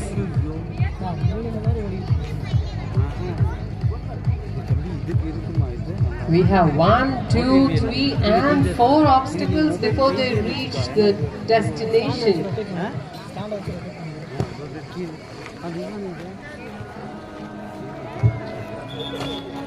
The judges are still busy.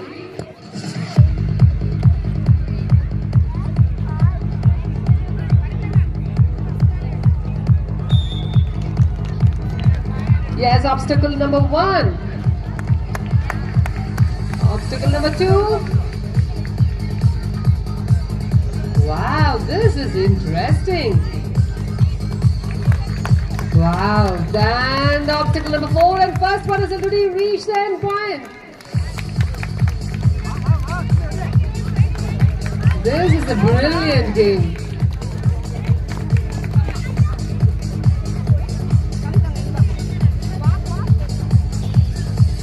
The batch 1 participants were Arjun, Yastra Xavier, Jashwin, Abhinav Kumar Singh, Darun Varshit, Harihara Sudan and Krishiv Ram. The batch 2 students ready on the track are Kanishkyan, Litesh, Nikalyan, Rakshin, Makin, Mitul Pranav and Prakshit. Ezra, go to your class, Ezra.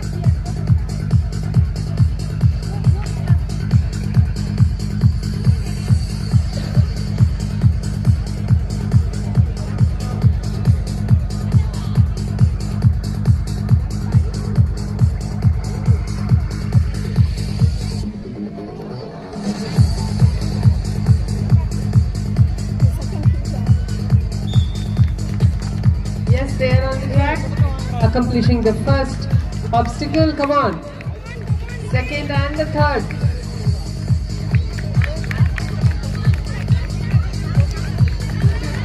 Great. The first one has already reached the end point.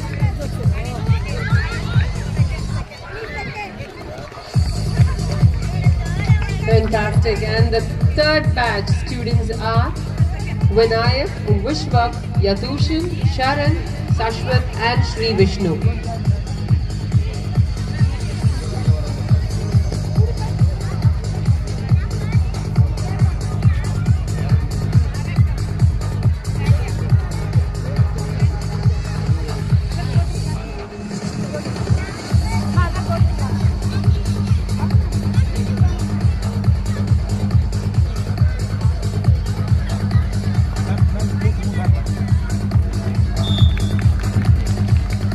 Yes, they have started. Cross the first obstacle. Second one is picked. And the third one is a tricky one. But they do it with a very ease. Yes, the fourth one. Fantastic.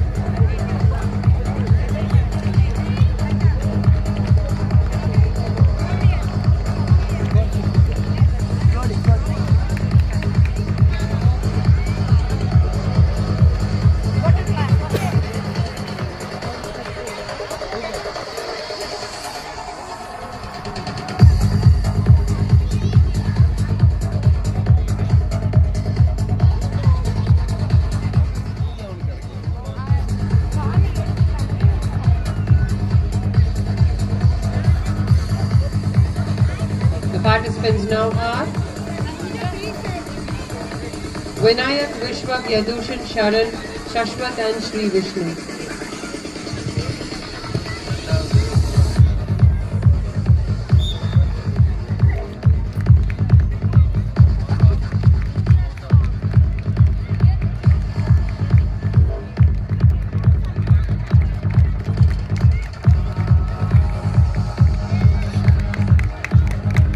This is the fourth batch, the final batch of the heat of the obstacle race for grade 1 boys.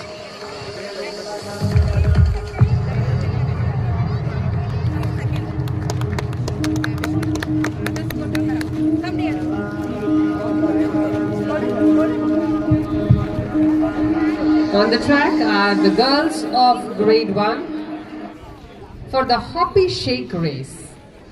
The participants of batch 1 are Adira, Anya Pandit. So before we move on to the girls, we have the finals for boys of the obstacle race.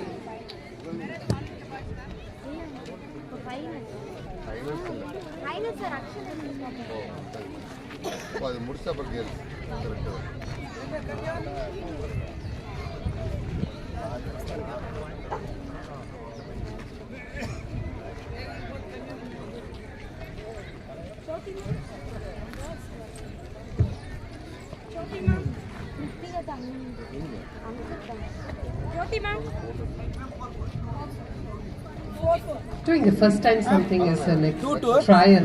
Then only final. Now they are experienced in this, and let's see who wins. They have a clear plan, the trick, the technique. They know now how to handle it. This is semi-final, it is not final.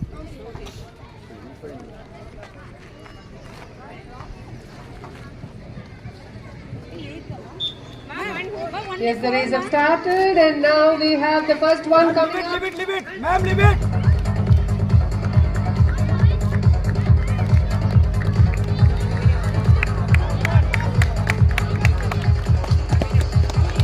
Yes, we have the first one already reached the end point. The second one has also reached.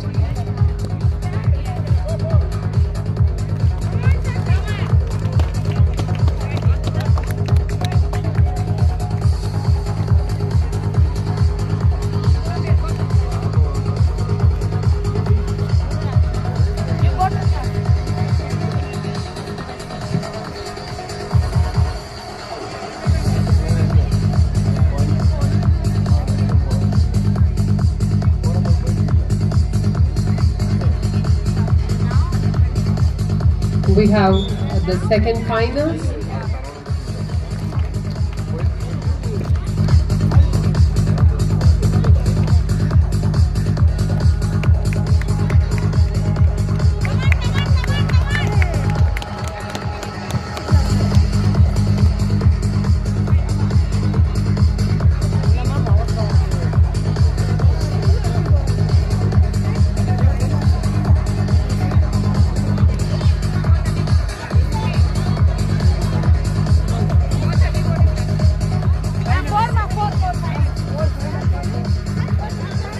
Now we have the finals.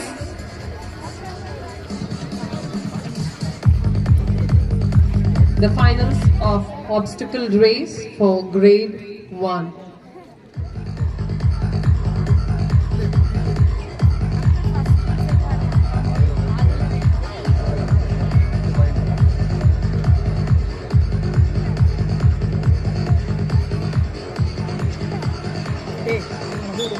Yes, their race started and they are running. Come on. Cheer them, cheer them.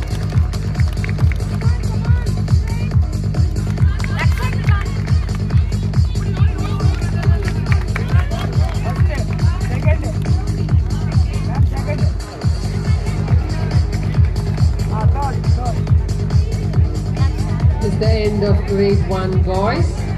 Obstacle race. Moving on, we have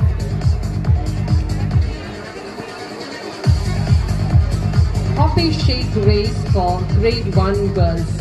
The participants of batch 1 are Adira, Anya Pandit, Ashwika Prakash, Deepa Shri, Hanashya, Harshana and Harshita.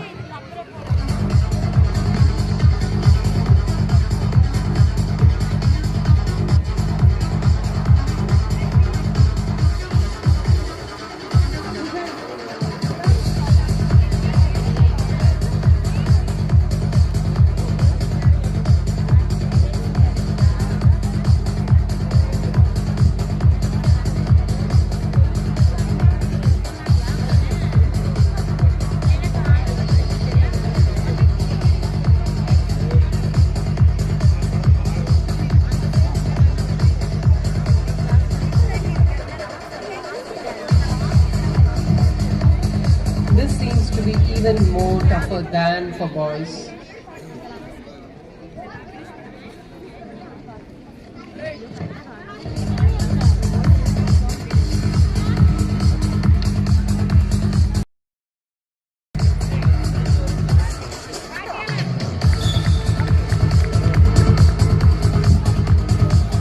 In to out. Hoop it. Out to in. And again. Round with the hoop. Wow, that's brilliant, girls.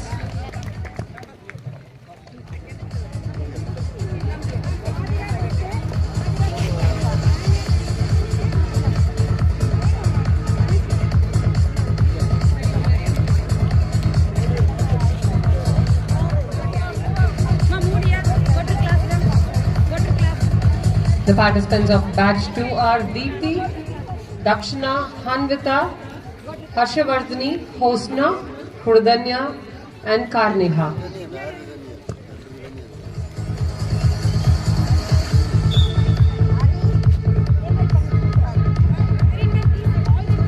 In, out, sit, stand, bend, stretch.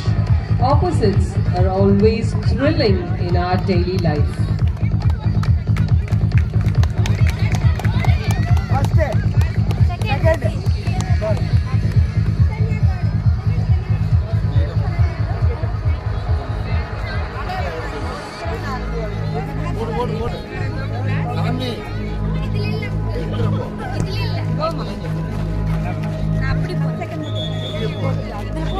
We have the batch 3 ready. On the track are Mahurini, Madhupratika, Maitra, Kanishka, Navya Kumari, Purvika Shri and Samiksha M.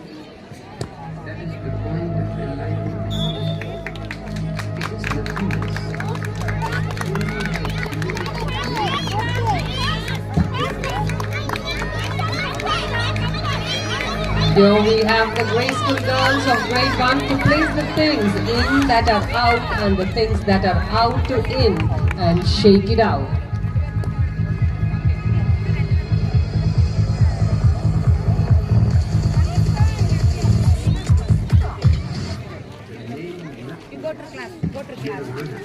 Batch number 4, the participants are Puvarini K, Rudanya, Shakti Shri, Tanvi, Samyukta, Shuvika and Uttara.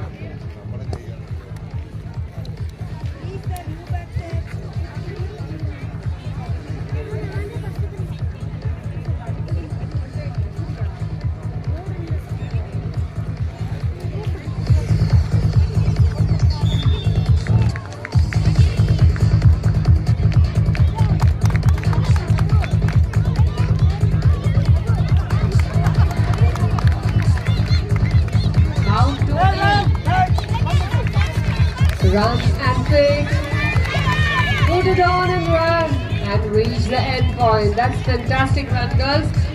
Now we have the finals.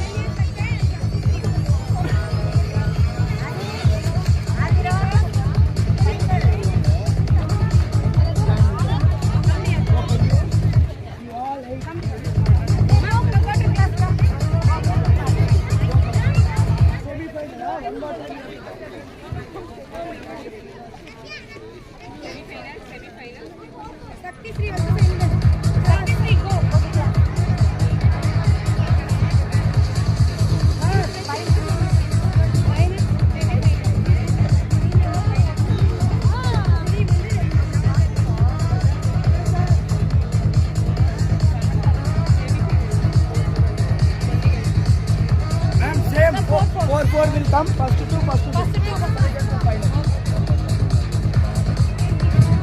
We have the finals.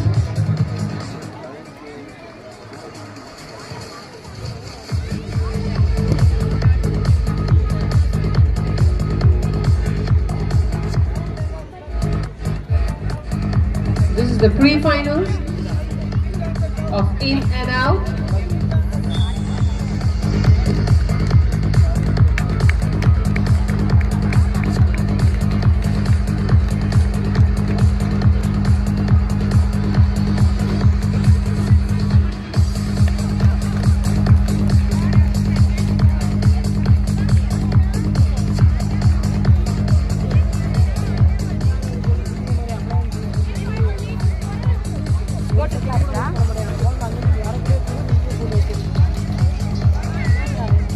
On the track are the participants for the final trials. Stand. Marine ma'am. Girls, wait. Girls, wait. Yes.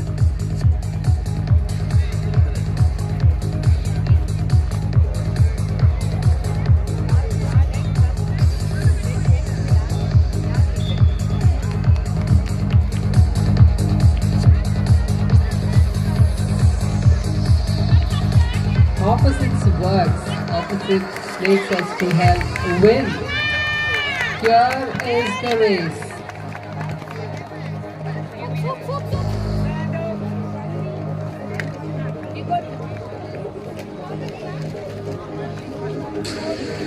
Walk and go, don't run, walk and go, relax and go. Slowly go. The finalists are walking towards the starting point. These are the finalists for Hoppy Shake race for grade 1 girls. First three, final. 1, 2, 3. For prize.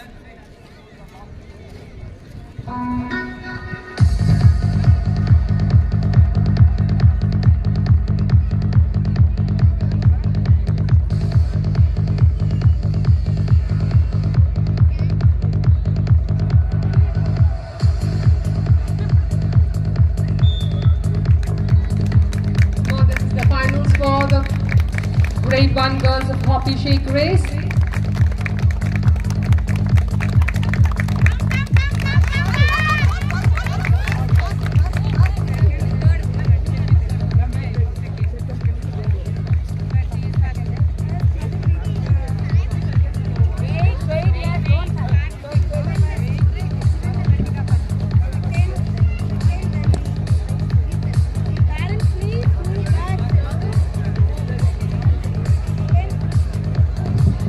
So we have the next event ready, parents. Please be seated.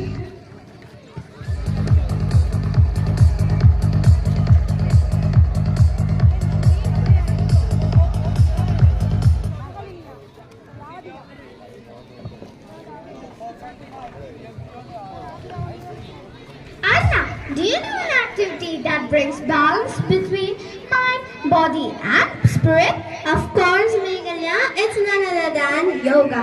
Yoga is not just about striking impressive poses, it's about connecting with your inner self and finding a harmonious balance. Here is our yogi from Nava Bharath to show their glimpse of bends and stretches. Let's cheer them with a thunder of applause.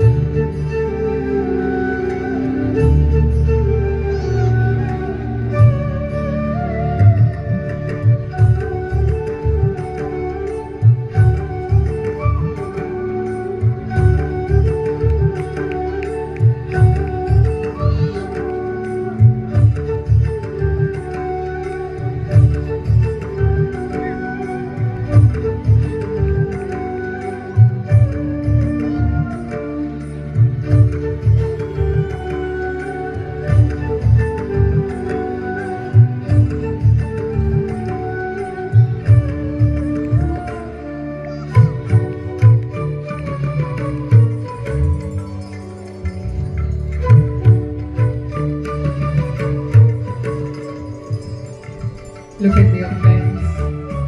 Let's cheer them with a big round of applause.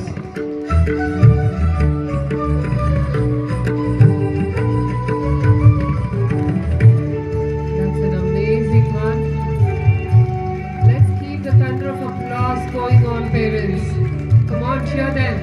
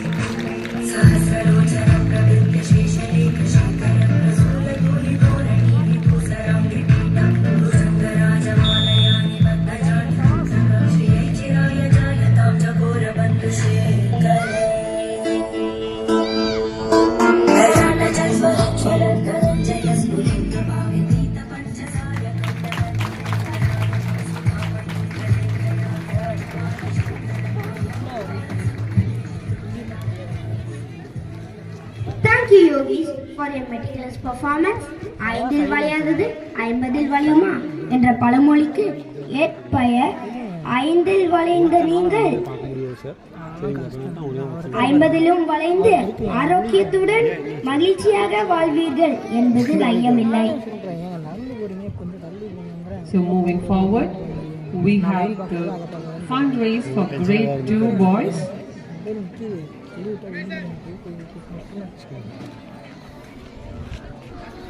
Where the hoop race is the race for grade 2 boys. Batch 1 participants are Abhinav, Haran Vaishnav, Abhijit Das, Harshit Atish, Dinin, Jashit and Shalomisi.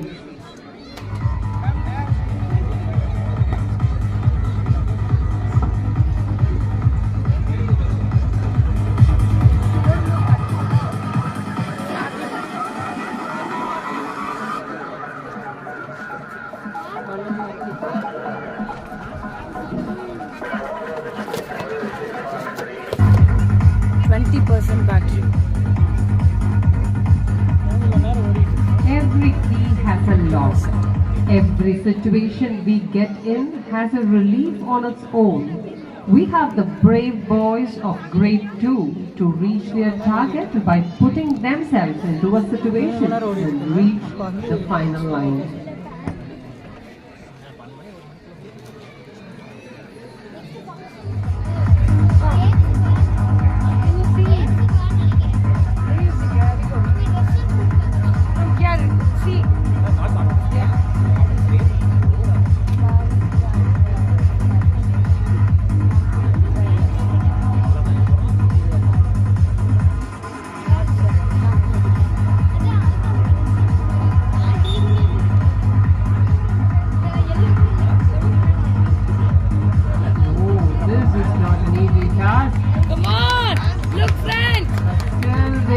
Making up in a great pace.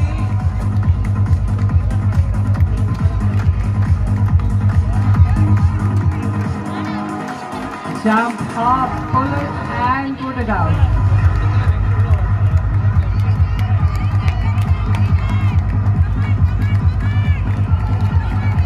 Don't look at us. Don't look at us. Move front and go. Don't look at us.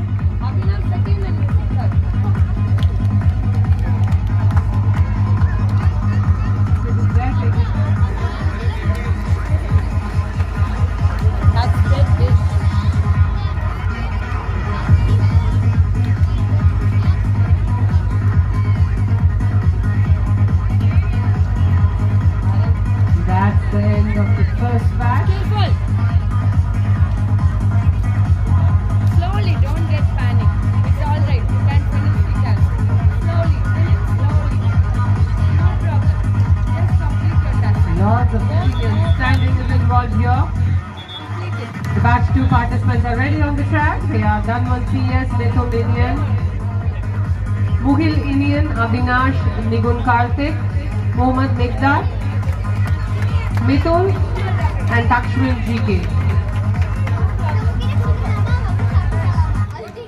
Ma'am, down. What's it? Ma'am, don't give the fellow.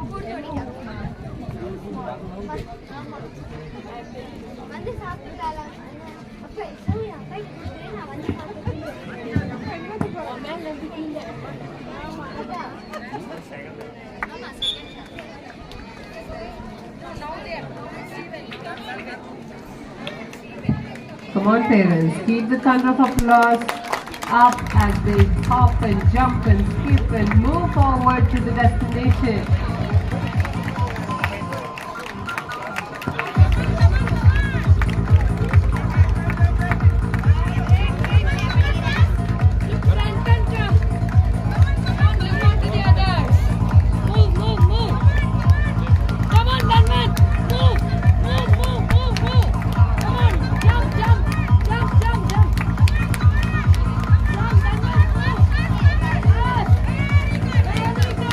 That's a fantastic try. We'll come. Come on, move, move, move.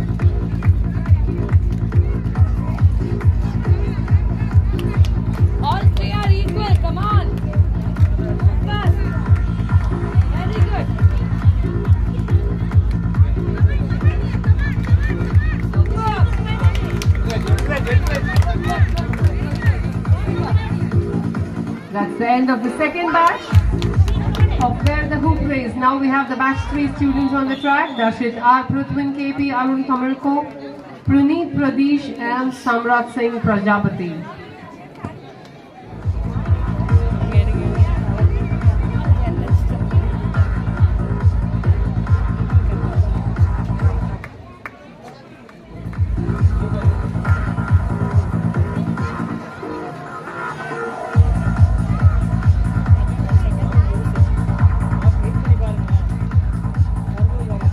This is batch 3, starting the race by wearing, sitting and looping it.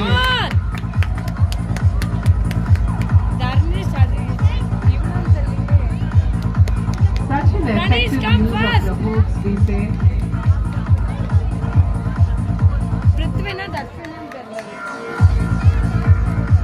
Putting into a situation, coming out, and putting it again and getting in. Super, come on. How tricky this is. All are in the same level. Move. How thrilling and exciting to watch. Wow. Super, Dashwin, come on, move. Dashwin, move. Danish, come on, you can do it. Very good. Come on, Pradesh, move. Come, friends. Move. You can. Come on, baby, come on. Students are on the track. They are Dashwin KP, Sharan Gurudev, Sarvesh Ram, Sashwin and Sashwin Ara.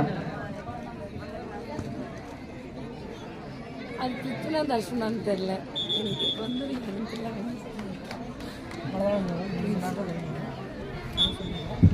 With this we will come to know the final participants of the finals of the Wear the Hoop race. Come on parents, keep your thunder of applause up.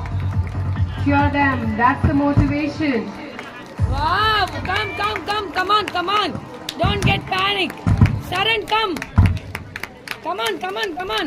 Finish your Dashwin, come on. See, don't get panic. Move slowly. Look front and go. Look front. Concentrate on the end point. Come on. Children. Very good, super. Sharan, very good. Come on. Slowly, don't get panic. Slowly, Dashwin, come on. Slowly, Dashwin. Very good.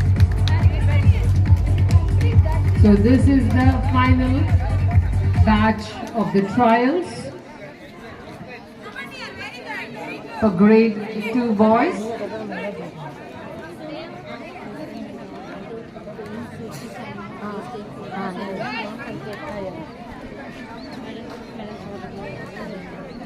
We have the grade 2 girls ready for the fetch the egg race. The egg trays are getting arranged. Let's see what they are going to do with that. The participants of batch 1 are Aradhana ji, Khayal Netra ji, Varshita, Rhythmika, Preeti Shri and Magisha.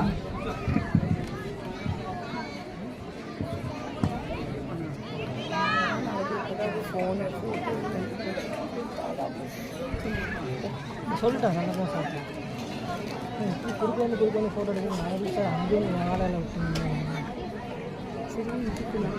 Yeah, that's how it is.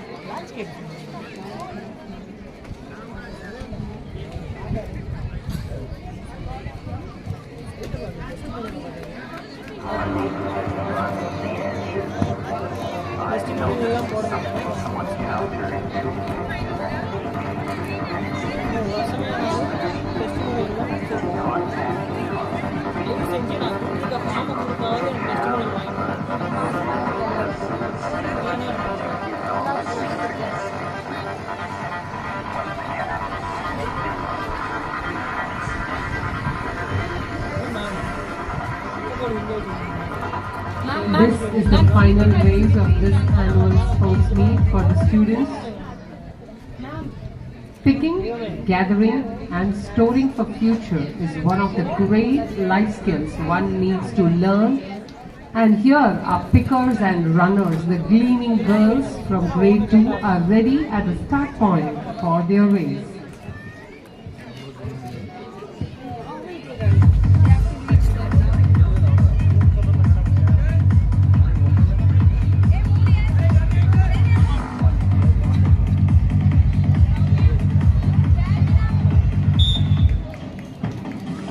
Come on!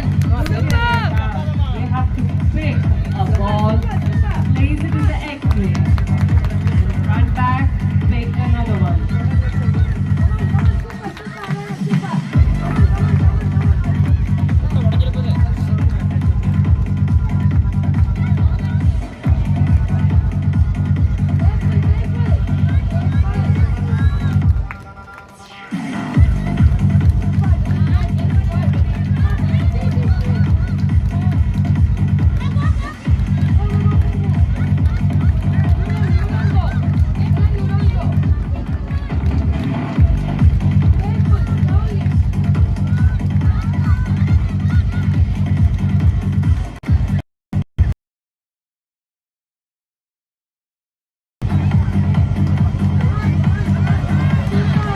As the kindergartners then say, bend a little, stretch a little, 1, 2, 3. They bend, they pick, and they stack one after the other.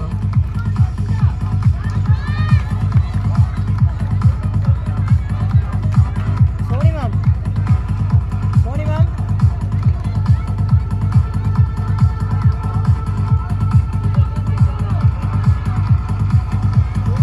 Slowly the egg trays are getting filled, the cups are getting empty.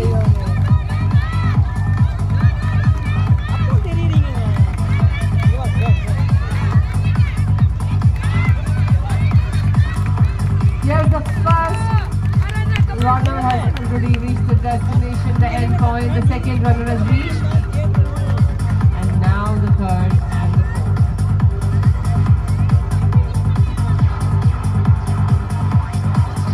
The participants of batch 2 for Fetch the Egg race are Arshika, Mritula, Neka, Tanya, Yarini and Magita.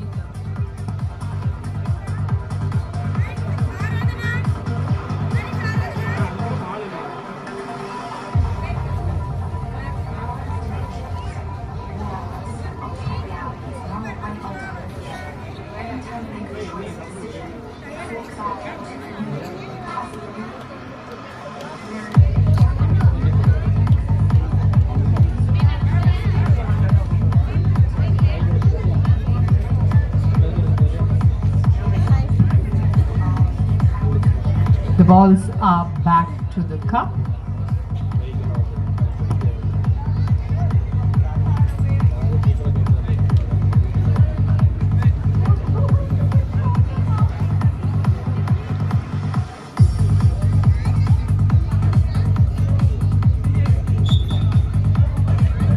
Yes, the race is started and first ball is being picked and placed in the tray.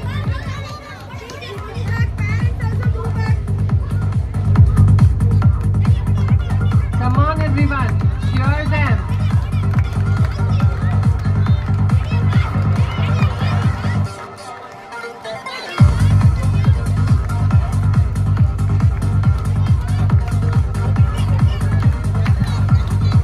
Carefully picking one and gathering for them in the other place.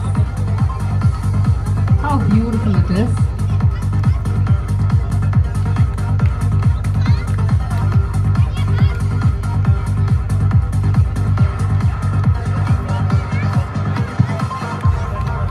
The egg tray must feel very happy. Always it used to have only the white eggs. Look at the tray now, how colorful it is.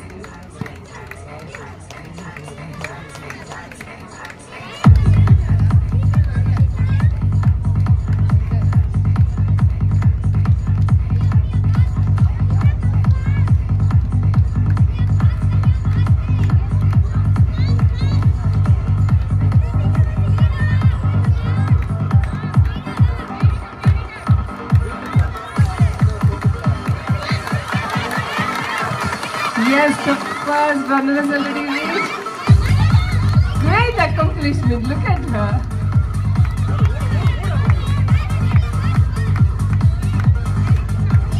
Look at your energy. The little champs. The participants of batch 3 are Dandika R, Priyanki Devi, Nila L, Nila SA and Danya Shri S.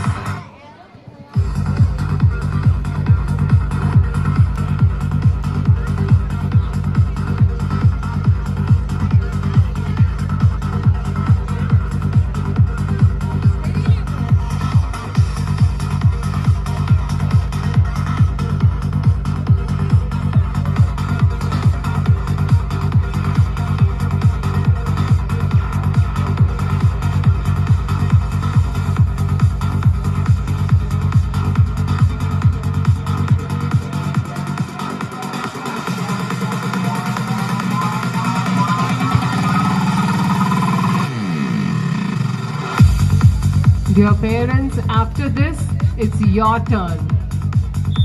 It's your turn to come on to the tracks. Yes, we have the final trial batch.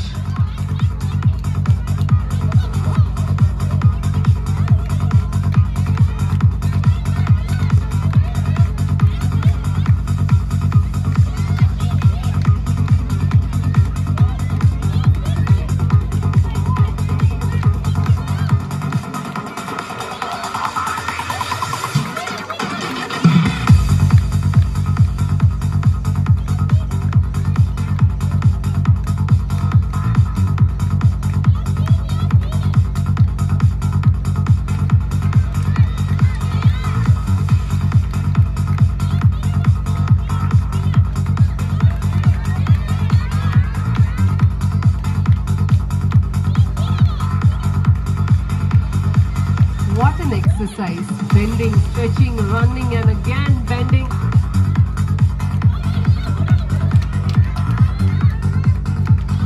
This is the most fun way to do an exercise, I guess.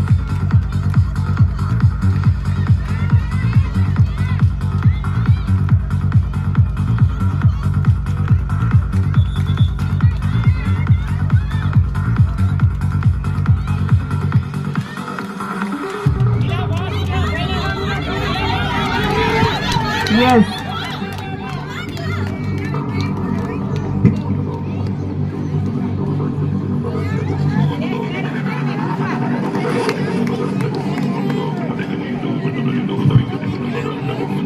Look who's there on the track.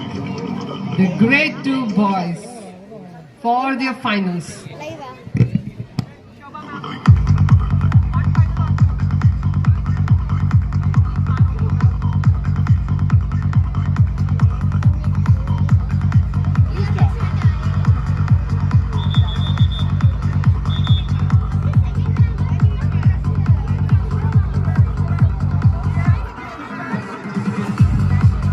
Yes, this is the finals for grade 2 boys.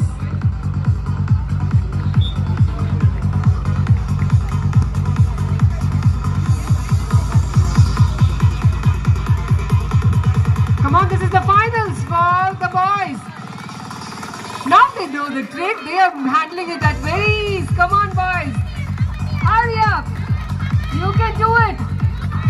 Great job, great job. That's a fantastic pace.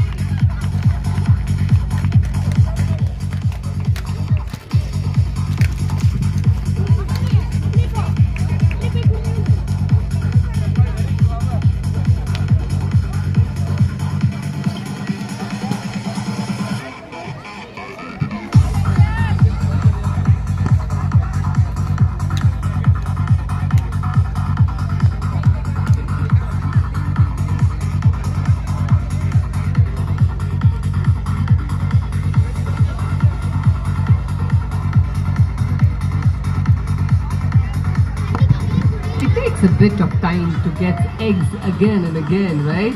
So the eggs are getting transferred from the tray to the bowls again for the girls. This is grade 2.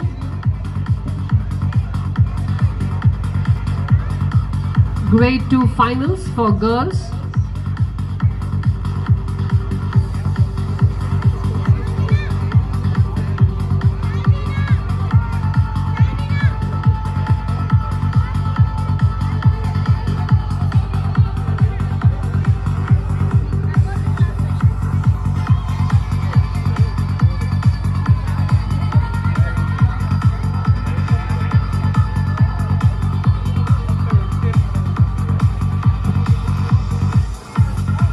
and the children have been so enthusiastic and energetic throughout the day, then how can we not give their parents a chance to have as much as fun their children had? So parents, please be ready to take part in the fun race that we have organized especially and exclusively for you.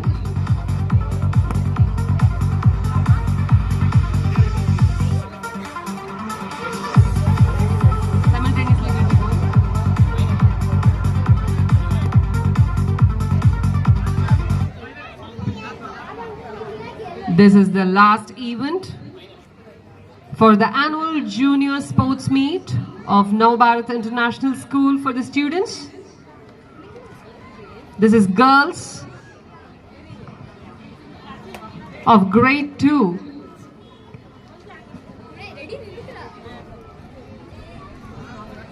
Let's give them a big round of applause and cheer. Come on, parents!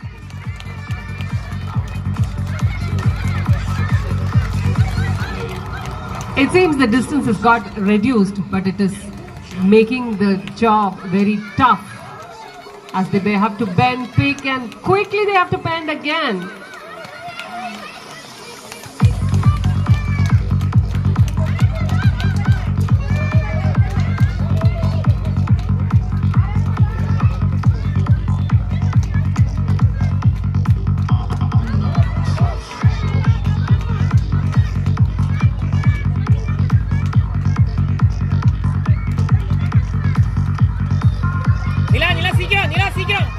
சீக்கிரம்.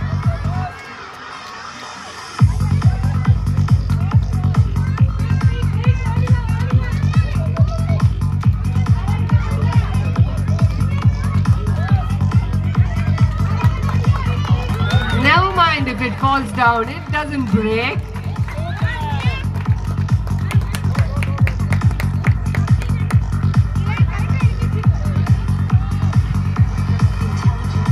Thank you, dear parents, for your support and encouragement.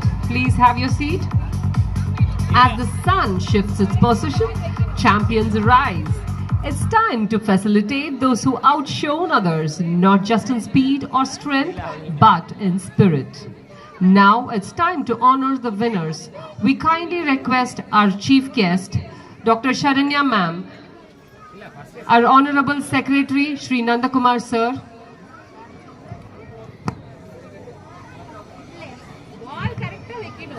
our beloved principal, Srimati Pungudi ma'am, and our guest of honors,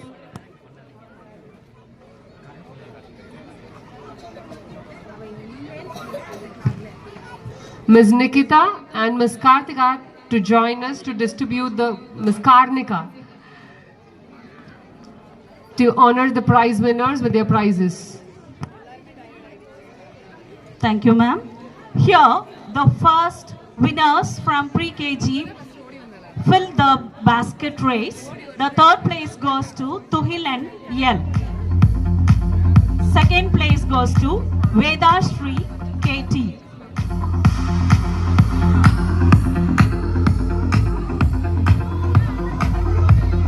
First place goes to Advika S.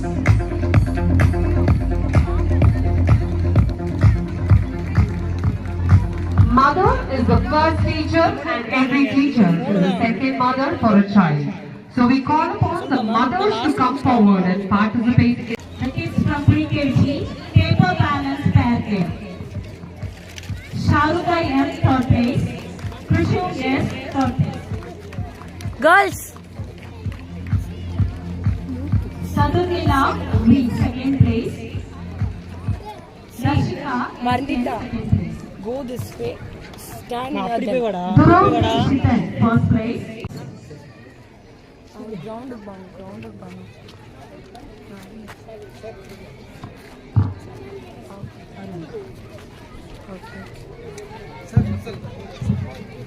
Ready, ma'am. Next, from LKG, scoop the ball race. The third place goes to Dia S.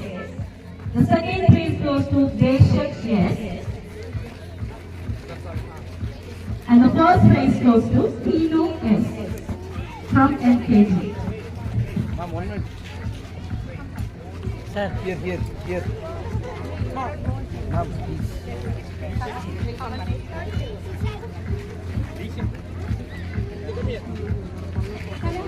Go.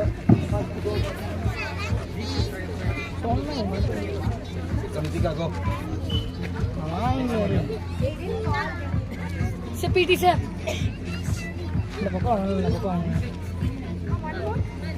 What is the name, ma'am?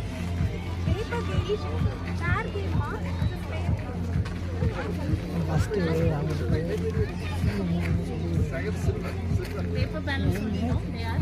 Silver medal.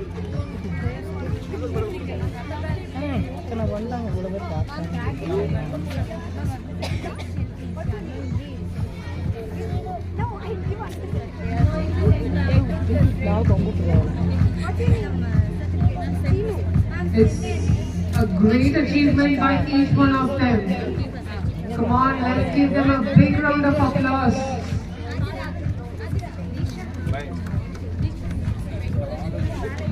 Dear parents, keep your cheers up and up as that will make them to go up and up in their life.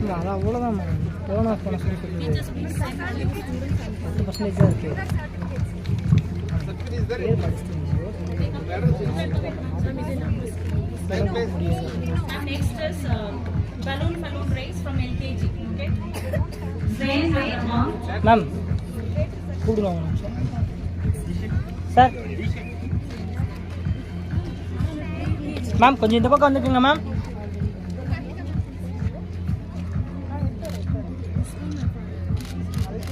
ஓகேங்க sir.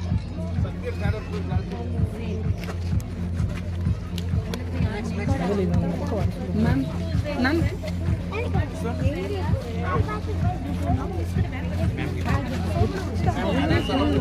Jamna ma'am kada po. Rajkumari ma'am.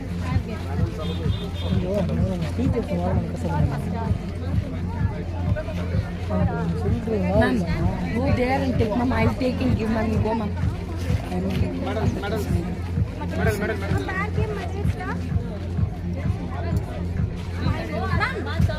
Vyas. Yeah, ma'am. கேளு. Kartika ma'am.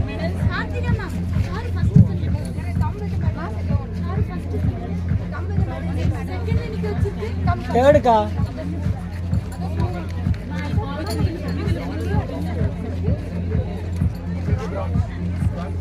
Ma'am, later you can give the certificates, ma'am. Let the students stand, ma'am.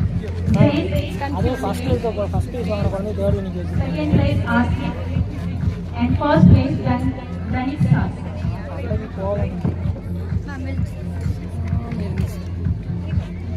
Ma'am, later, ma'am.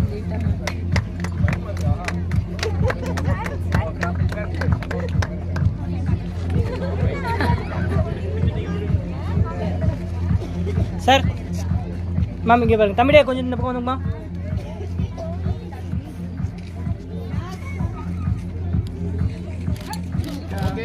ஓகேங்க sir.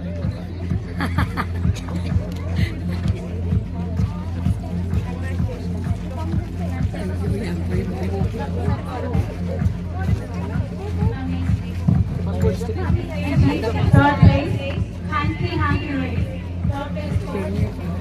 Shubha Sanjana. Kavinaya second place and first place Yatra.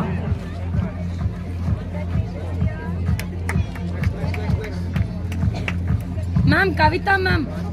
Later we can give the certificates, அம்மா நீ ma'am. வெளிய வர தங்கம். Ma'am ready? Okay sir.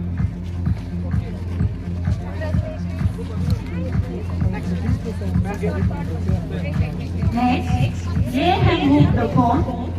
Third place goes to Tanvi from UKG. Sastika from UKG second place. And the first place goes to Britannia.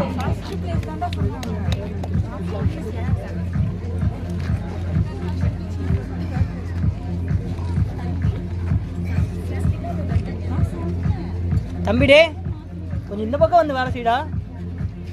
Don't come inside, Ra. Okay. நடுவுலயே நிற்கிறாங்க.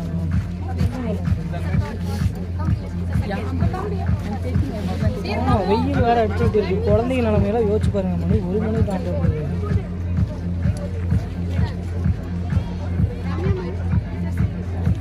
Ma'am Anvi first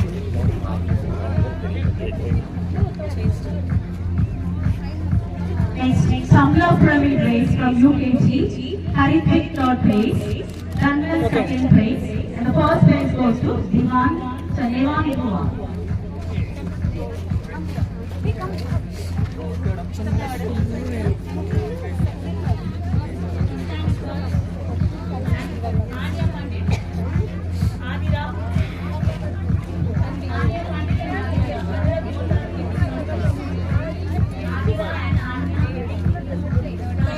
Sir. Okay.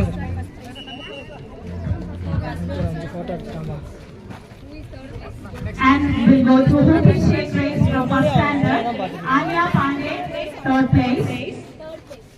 Adira also sharing the third place. Tanvi, second place. And Madhupritika, first place. She can.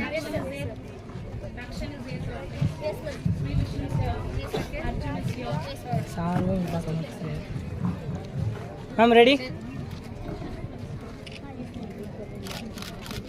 Okay. Next, Rakshan, third place. Sri Vishnu, second place. And Arjun, first place. Arjun. இது மட்டும் கரெக்டாக நிற்க வைக்கிறீங்க. சண்டைக்கு வந்துடுவாங்க.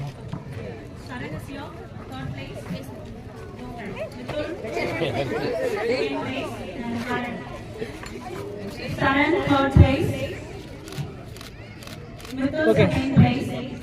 And Haran Vaishnav, first place.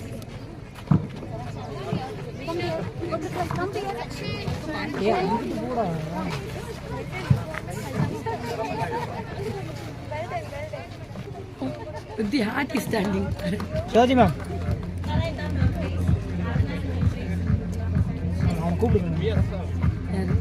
Monish, move back. Magita, second, third place.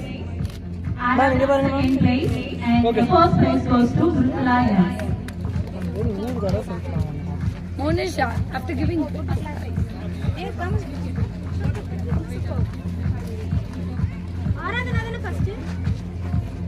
No, ma'am, Nritila. Second game in second.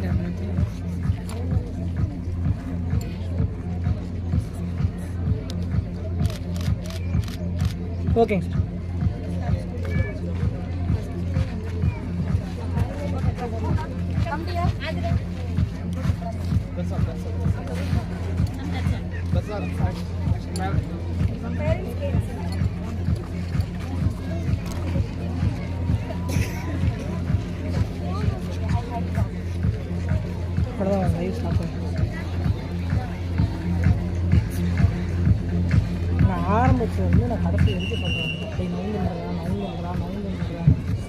So dear mothers, please come forward for your competition.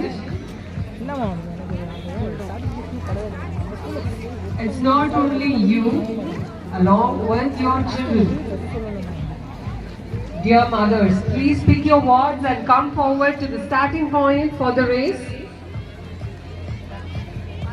As quick as you come forward, we can finish off the game as fast. Please come forward. When you come forward only we will tell what race it is. I know you people are waiting to know what race it is and then you can come forward. Please come forward first. It's your turn. Please come forward. Please pick your ward. Children, please motivate your parents. Yes, pick your ward and come forward. Hurry up.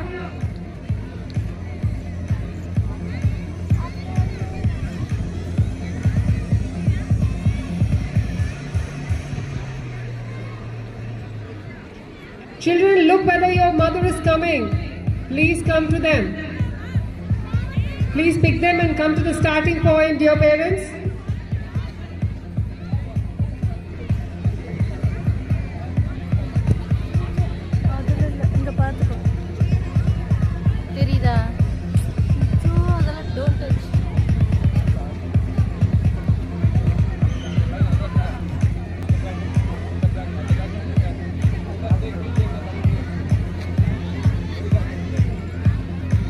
That's the spirit.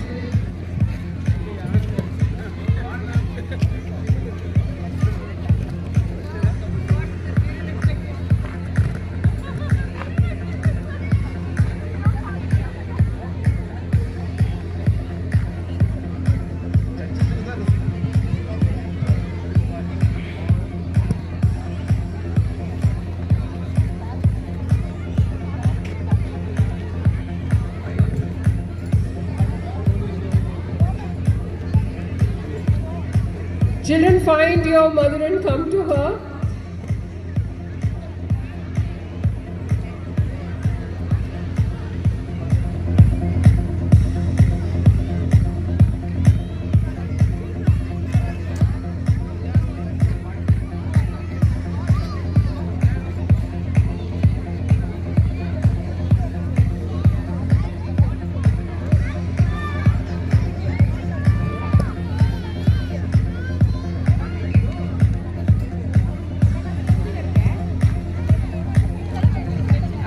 So the game, dear mothers, is feet on feet.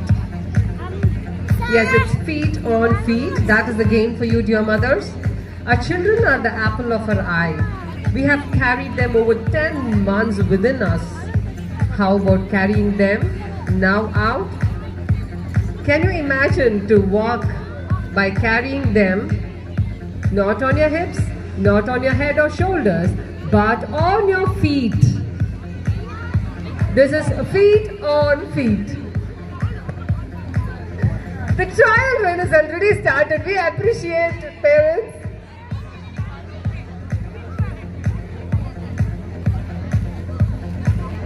It's just to walk, not to run, dear mothers. You just have to walk from the starting point to the end point by having your child on your feet.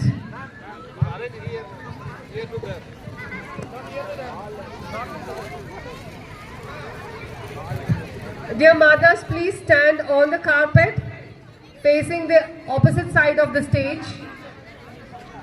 Dear mothers, please step onto the green mat which is in the center of the ground.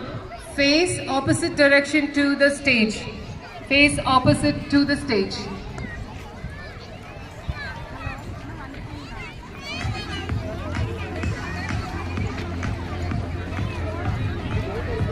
The end point is the rope which will be placed shortly.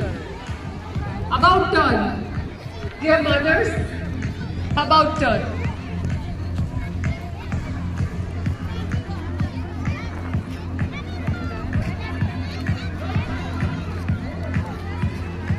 Please turn opposite to the stage. Do not face the stage, please turn opposite to the stage.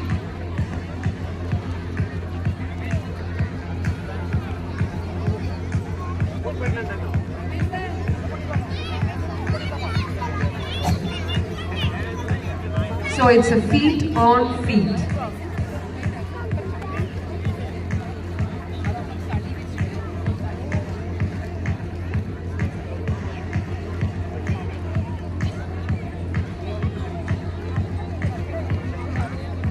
Mothers those are wearing sari, please be watchful. Mind your steps.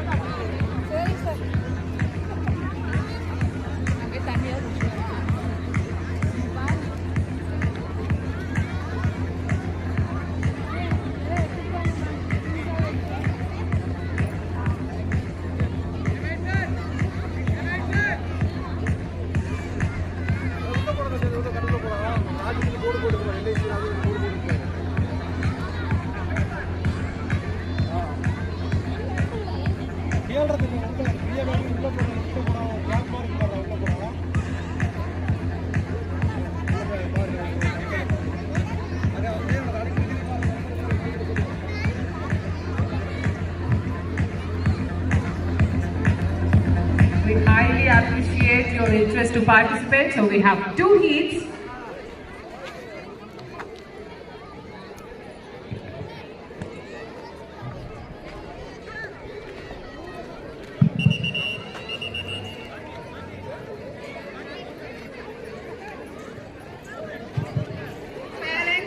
Sir இப்படி வந்துருங்க sir. அங்க Dear இப்படி parents, வந்துருவாங்க. you are supposed to hold your child tight and the child should stand on your feet. கால் மேல நிறுத்தி வச்சுக்கோங்க. உங்க குழந்தைகளை கட்டி பிடிக்க சொல்லுங்க. உங்களை நீங்களும் கட்டி பிடிச்சுக்கோங்க. அப்ப விழாம வர முடியும். Kindly adjust your spacing. Move towards your left. Ma'am, towards your left. Front வராதீங்க. Leftல move பண்ணுங்க. Let's move back, ma'am. Please move towards the back.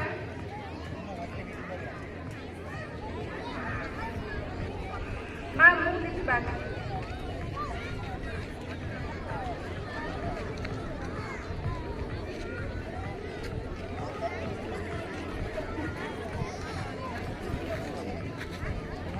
Ma'am, are you all ready? Oh, that's not our fault, ma'am. That you should have decided.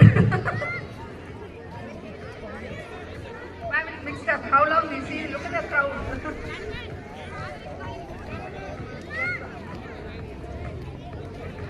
Ma'am, can you see the line there? The white marking.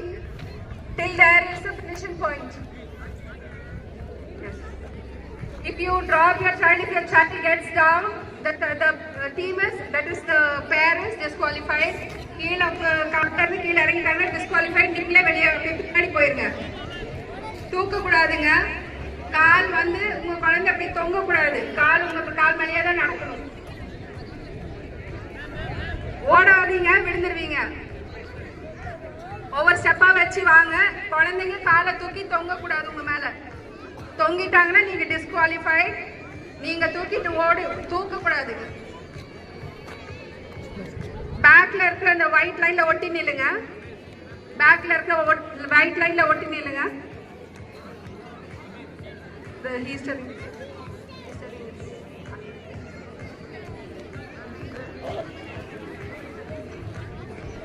Ma'am, please start in an even way because you will be forward.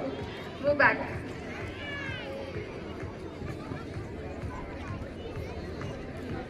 I repeat, if you drop your child or if your child comes out of your feet, then you are disqualified. You can yourself move back in that case. And don't allow your child to hang on you.